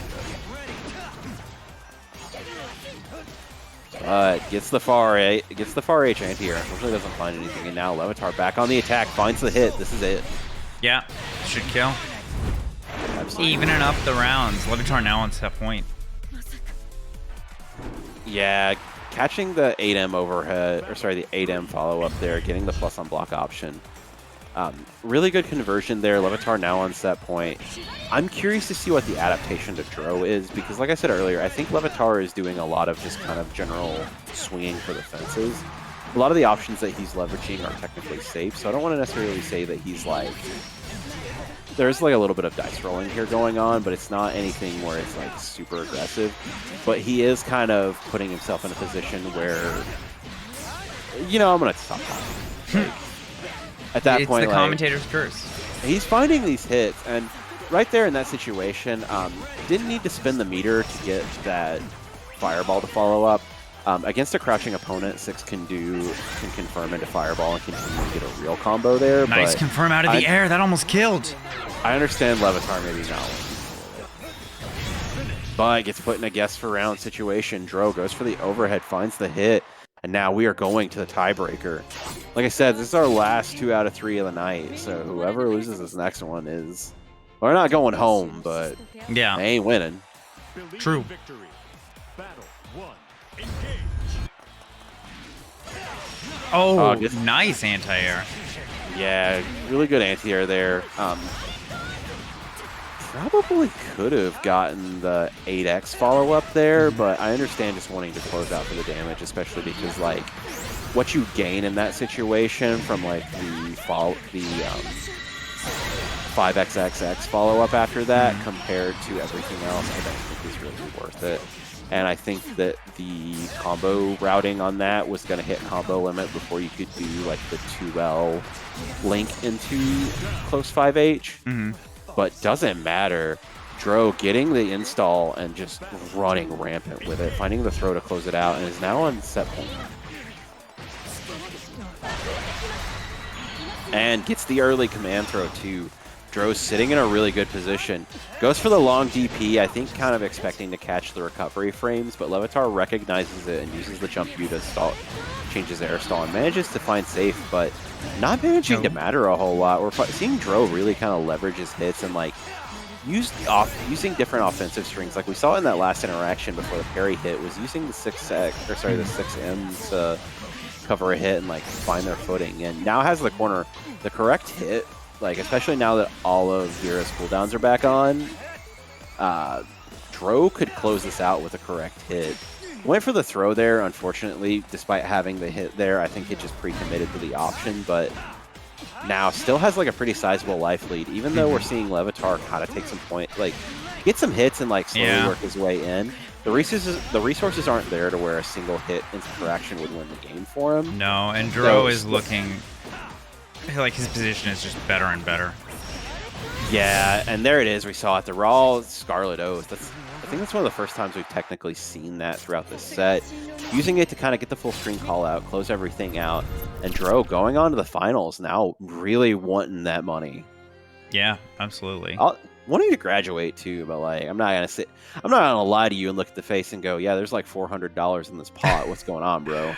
I do see we got a raid from Boston Bluebeat. I hope you guys had a good melty 5v5. We have 8 codes left, so yeah, if you haven't already, tell Linux to get on the mic. Hurry up! Like I know he's done. He's done working. He got that dog in him. He wants our first to threes, the Granblue first to threes.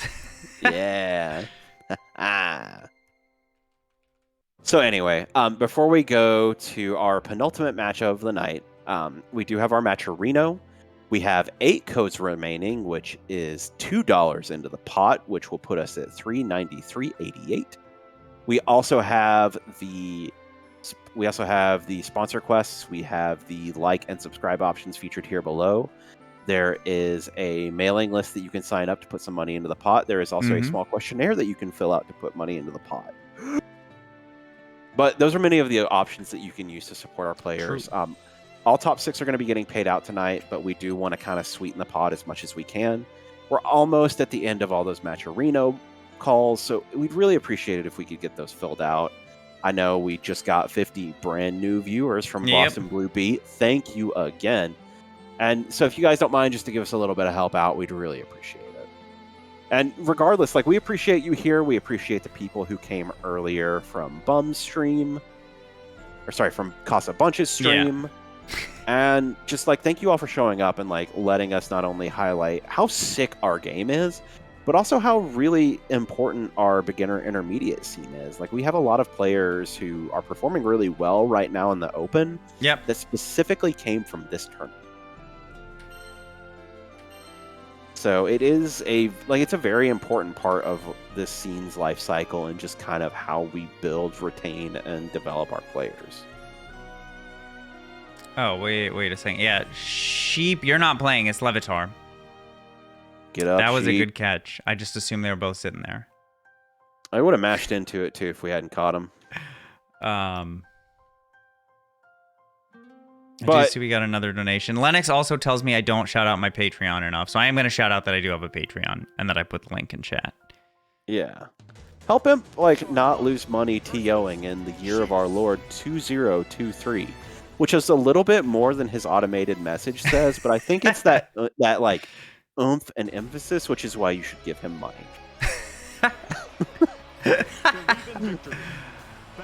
Bro, I'm on one. Like, I had a moment earlier was like, I'm dying today, but no, in fact, actually, I'm sick. You know what else is sick? DiamondDust taking a really quick lead in this set, being able to really just kind of check Levitaar and some of the options going in, and now leveraging like a couple of different corner options for traditional pressure since some of the cooldowns are down. But Levitaar finding their hits and like slowly working their way out. And I do like that bit of information that we got there from DiamondDust. We show that at that point, the 6U from DiamondDust like requires a really hard call out on Levitaar's behalf to punish it, because it'll beat 8L and 8M follow-ups at the end there. That drops, I think. That does drop. But that overhead doesn't beat the... or that overhead wouldn't beat a couple of different options. And so DiamondDust showing that they're willing to just kind of overly rely... Like, not overly rely, but commit to like a safe option and deal with it regardless. The only thing Levitaar can do in that situation is go for the 6U follow-up, which is the dash through, which will allow him to get a counter hit confirm against Charlotta. But boy howdy, while I was explaining that, this match just got away from us now. Oh, absolutely. DiamondDust in looking like he's going to run away with the first game. This is a first to 3, though. We are first to 3 for the rest of the bracket. A good rush there from Levitaar, not even wanting to deal with any of the overhead follow-ups. Would have unfortunately lost to command throw, but I think it was a little bit too late for DiamondDust to recognize and call that out. But doesn't matter, finds the hit. We've seen DiamondDust really leverage their use of 2-2X a lot. And it's not just using the EX follow-up that's been really important for them. We see like just a lot of L and M strength ones, and then deciding, am I going to go into Helm Split or am I going to go into the empty low? Like, I don't think we've seen command throw as an option yet from DiamondDust, but it hasn't mattered so much just because the varied use that DiamondDust gets out of using that special has done enough to really open their opponents up. Speaking of opening up, calls out the empty jump and then gets the mash out, goes for the meaty 2-2H. Sorry, the 2-2L, but has the corner now. Gets the hit. If they can finish this combo, it's over, but it doesn't matter. Ooh. Oh, it doesn't quite get the conversion. Does that connect? Did he hit a... No, right under. I was going to say, it's not going to connect, but it is going to put DiamondDust in a position where they're safe and where they can just kind of pick at Levitaar with ball now. Yeah, Charlotta got to take some lessons from Seox. Get that high-hitting super. Her SSBA does. That's true, that's true. Yeah, her SSBA would have done it. I just think the SBA was the wrong call there. But when I was looking at it last... Chip out!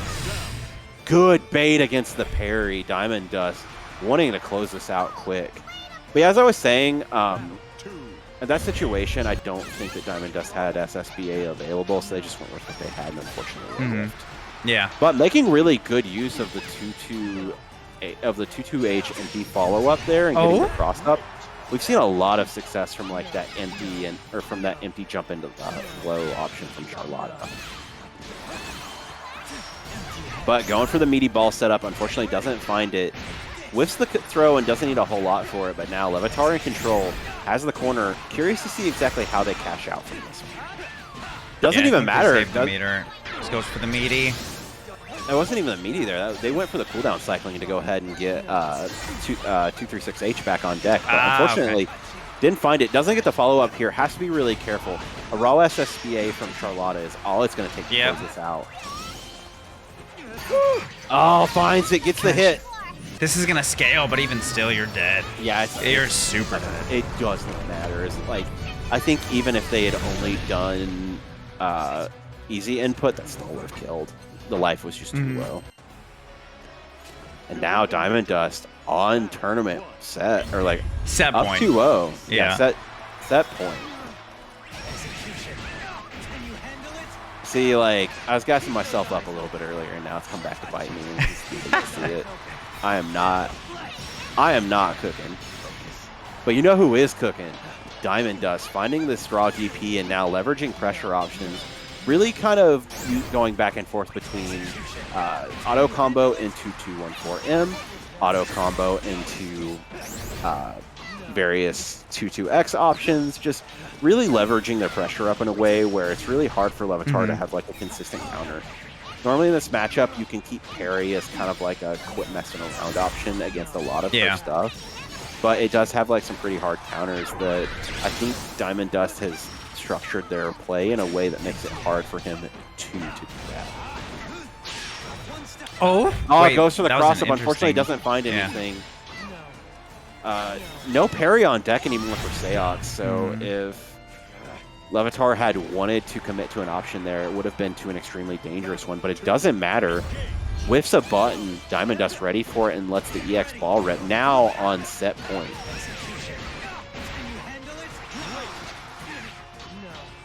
Yeah, DiamondDust not holding any pressure, just immediately going for the match.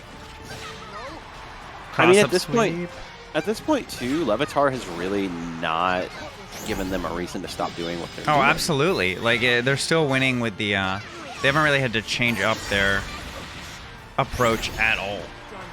I got really confused there for a second because I was looking at Levitaar's meter and I was like, oh, they're about to get stunned. This is over. And I was like, oh, you're not playing Street Fighter. That's not the stun mate. That's not the stun meter. That's their meter. And I was like, man. Oh, wow. That actually managed to whiff punish that. Rare footage. But now DiamondDust kind of swinging for the fences and Levitaar finding the right hits. Finally showing signs of life. Yeah, this is the first round in a minute that Levitaar has taken. DiamondDust maybe a little too antsy to close out the set. Agreed, and has to be a little bit careful of that because like 6 doesn't do anywhere near the damage that Charlotta does, but like playing him very optimally and just kind of playing in a way that's really annoying could definitely be a hard counter against the style that DiamondDust is using. Yeah. DiamondDust does have that Metera on deck, though. I feel like it's probably a worse matchup character-wise, but it does, but the in this situation, Levitaar may also not be ready for that matchup. Exactly. Oh, unfortunately, goes for the back sway against it. Got hit into counter hit a little bit too early, but DiamondDust goes for the cheeky 2U into universal overhead. Levitaar ready for it and goes ahead and bows the command out. grab. That's it. Yeah, this should kill. Especially with overdrive damage. Yeah, you're super dead. Yeah, the only way that wouldn't have is if that hadn't gotten the animation, but at this point, like, it's over. GG's. DiamondDust taking it 3-0 over Levitaar. Taking our third place tonight. Both players, this will be the last time we see them, but certainly not the least. Excellent set from both players. Mm-hmm. Make sure, actually, this is for everybody that's in the top 6. Please make sure to join the match arena. It makes it much easier for me to not have to track everybody down. And I would like to just pay everybody out the second we are done with the bracket. I do think we have 3 codes and like left, we told y'all in the fine print that we put in the bracket literally as the tournament started, if you don't join the match arena when it's all said and done, we're taking your money on top of our 20% fee. So you should probably join up. Seth is just adding more and more fine print. Untyped fine print. Verbal agreement. They have not stopped me, so I'm just going to keep saying things until someone does. All right, so we got Sheep versus Dro. This is going to be Charlotta Vira. It is not a run, or I'm sorry, Cagliostro Vira. And so this is our final set of the night as well. It will be a best of 3 set, but winner of this gets to walk out with a big chunk of change and graduation. Mm-hmm. We do have 3 codes left. We do have 3 codes left.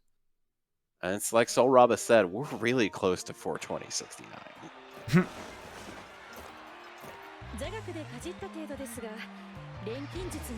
fact, you know what? Here's what I'll do. We have 2 codes left. If we can get those codes redeemed, I will put us the rest of the way to 420.69. Like, just straight up. If we can get those last 2 codes, I'll put the meme number in, and then you have to turn off the ability for them to put money in. Fair enough. I got one code remaining. Someone want, like, I need it, man. Oh, you're just getting zoned out. I feel like Dro is probably somewhat familiar with this matchup. I'm not sure how often he and Prada play, but I do know they're not very far from each other. So I would not be surprised if the two of them play a decent amount. He's eliminated Prada from bracket before, so like I wouldn't be surprised to see him do well. And I'm not saying that necessarily as like an indictment of Prada by any means. Just like Dro plays a lot, man. Yeah. So like especially like this is a matchup where if you want to do well in this game's lifestyle, you gotta know how to play cat. If you don't, you're gonna get run over by one of these cat players. Nice combo, all the way to the corner. Yeah, goes for the follow up, goes for the cheek universal overhead, That's gets dead. it. If that's not easy input, it should be dead, right? Yeah. Yeah, it's dead. Also, Imp, I am coordinating this with you now. The last of the codes has been claimed. I am going to... I will do my best. I think I can turn it off. No guarantees, though. I will do my best. I know that I am technically supposed to be working and doing commentary, but this is way funnier and way more important. It is not more important, but it is funny.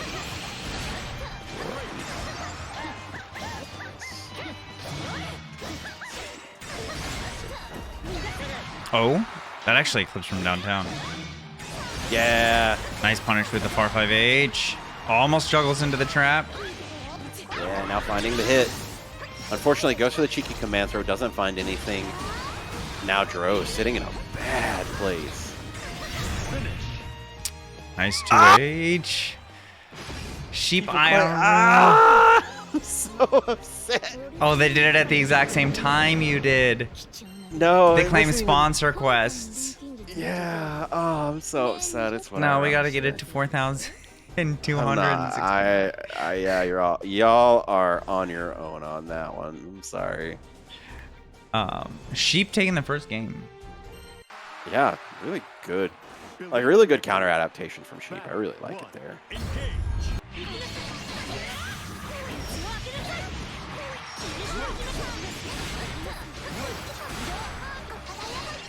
But starting to see kind of Dro kind of starting to make their adaptations, being a little bit more respectful of traps now. Has the corner where they want to be, finds the hit, goes into the EXDP, puts Luminera on the ground. Probably looks like they were trying to go for like the cheeky throw bait special there. Fortunately, didn't find it. We did see them get the 2L, but weren't able to really confirm it or anything. But still have a pretty sizable life lead.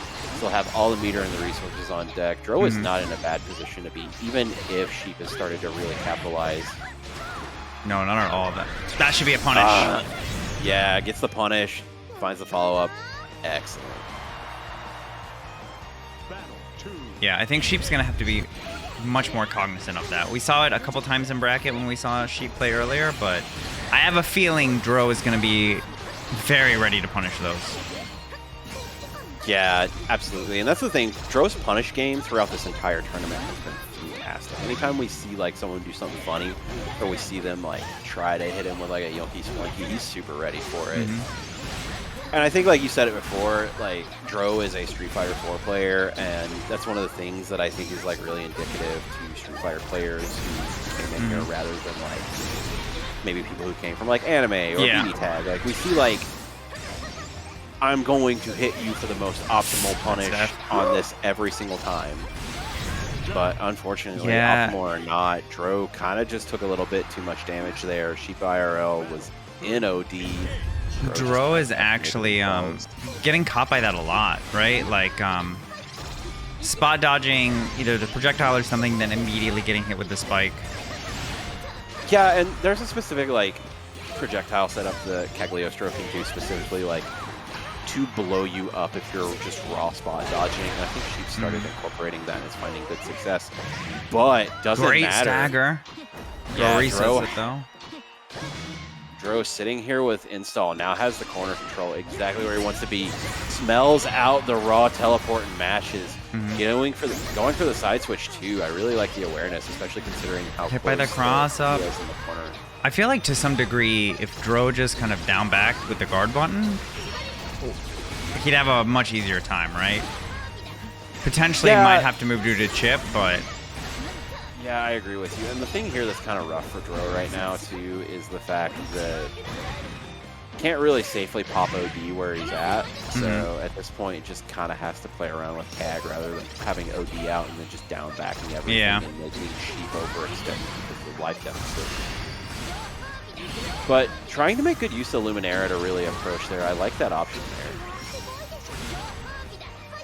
Yeah, Dro actually just trying to stay out of that pike range, which I understand, looking at the time. Don't get chipped out, though! Yeah, I don't... Oh, match too early. Dro, wait, just use the beam!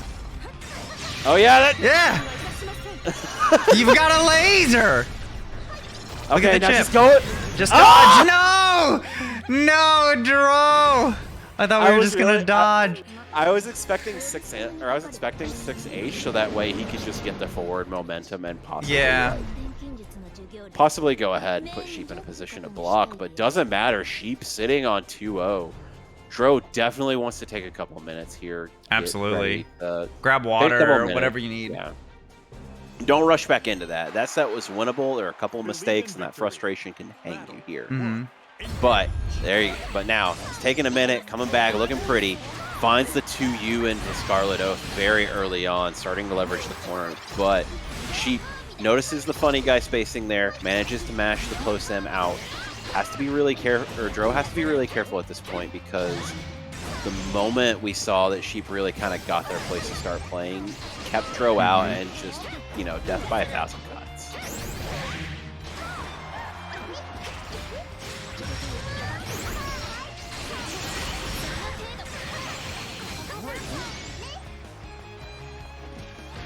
Oh, empty jump into the throw. Has the trap up in front of them too, so they can really just kind of play aggressive and make Dro play to their rhythm. Oh, that was unfortunate. Dro went for the Hail Mary EX Scarlet Oath to probably try to catch Sheep on the coming back down. Yeah, Dro's got to actually be very careful here. Yeah, even a trade in that situation probably would have gone in Sheep's favor. Yeah, because at that point, Cagliostro recovered. In that situation, Cagliostro likely would have recovered while Dro was still in the stun. And they're, depending on what would happen, it may have only just been something like far L into rush to kind of close it out. But even at that point, the health deficit is such that closeout was always needed. Speaking of all that's needed, Dro looking a little frustrated, starting to jump into a couple of the traps and just not finding success in PvP. Now, in a huge life deficit situation, really needs to make something happen. Yeah, and I think one of the continuous spot dodge against the rock is really getting them killed, because that's the specific projectile that if you spot dodge it, that spear's coming out immediately to punish you. And at that point, Dro loses 3-0, Sheep taking it. Winner of our tournament, graduating. I am updating the scoreboard now. That way we can just ban Sheep from playing here ever again. Yeah, good stuff. I do feel like if there were clearly a couple matchup specific things that just caught Dro, and I feel like if he just rewatches these and then just adjusts to those. This is what we call a teachable set. 100%. I feel like there's some very, very clear things that once Dro adjusts, that matchup's gonna feel very, very different. Agreed. And I think just getting rid of trying to spot dodge the rock every time takes a lot of Sheep's damage off the table. Or just being more cognizant of the range of that spike. Yeah, agreed. But good stuff. Either way, going home with a nice chunk of change. So congratulations, Dro. Congratulations, Sheep. Thank you to everybody who donated and used the codes. This was a wild day. I don't know where it came from, but we started with top 6 payout, which I didn't expect at all, because I hadn't really tweeted the link or anything. Yeah. thank you to a certain former Games Journo Zero cart for that one. But yeah, thank you to everybody who claimed the codes, did the sponsor quests, everything. These are bi-weekly. Somebody was asking when the next one is, so it should be in 2 weeks from today, right? 2 weeks. Yeah, I think I have to find somebody to cover for me because I'm taking a real vacation, like a real vacation, which is rare for me for that going? weekend. I'm going to a wedding in Italy. Ooh. So I'm very, very excited. So I'm going to be gone that weekend. So I'll try and get somebody to fill in for me. Otherwise, it won't be that weekend. It'll be a different one. We'll figure it out. My guy, I'm gonna need you to pizza pasta it up. I plan to. I'm not gonna check my phone. I'm not gonna check any emails, any of that stuff. I'm gonna take an actual vacation. So I get it. I'm going home in 2 weeks, or I'm going home the week before Combo Breaker to just kind of decompress for a little bit in Tennessee. It's like I get it. I completely get it, man. I'm excited for you. I can't wait for this vacation to go well for you. Thank you. But yeah, other stuff coming up. We've got more Granblue on Wednesday at 8 p.m. That's our open bracket, open to people of all levels. Definitely a good watch, even if you can't play in it. We get a lot of very, very close sets. I think our top 8s are always a blast. And join. If you just want more practice, the best way is to just play more. So a lot of the WASD top 8 are going to be at Combo Breaker. Yep. So. I can say that because I have insider knowledge. You can't because I didn't give you permission to say it. I can't. We've got our LCQ for Melty tomorrow at 8 p.m. So the winner of this will get a spot in the finals event, top 16 for that entire season. That'll be those Melty brackets are cracked, so they'll be a lot of fun. Definitely stop by and watch. Thursday, Blaze Blue, Ryer will be running that. I think it's double elimination this week. And then next Sunday is our uni bracket. When's the Granblue season? When it has rollback. I'm not going to deal with seasonal points and delay-based woes. So once rollback comes, i.e. Rising, I plan to add Granblue. I want to move everything to a season because it gives baked-in breaks for all the players and stuff. And the tournament staff as well. Yeah, no kidding. Like, I also just circuits are sick, man. Like, yeah, they are. They're really... more fun than just like weeklies. I'm a firm believer of that. I'm also like a really big believer that I think circuits they're cool, man. Like I miss the Capcom, the old CPT. Oh yeah. Where we had like the point stuff. That stuff was so sick. I'm gonna send everybody to Makoto Fox because it's their birthday. So happy birthday, Makoto Fox. Yeah. You can't hear this, but I want you to know it was sent in spirit. Wish them a happy birthday. Join the raid, and I'll see some of you tomorrow, and probably most of you Wednesday. See ya. Yep. Take care, y'all.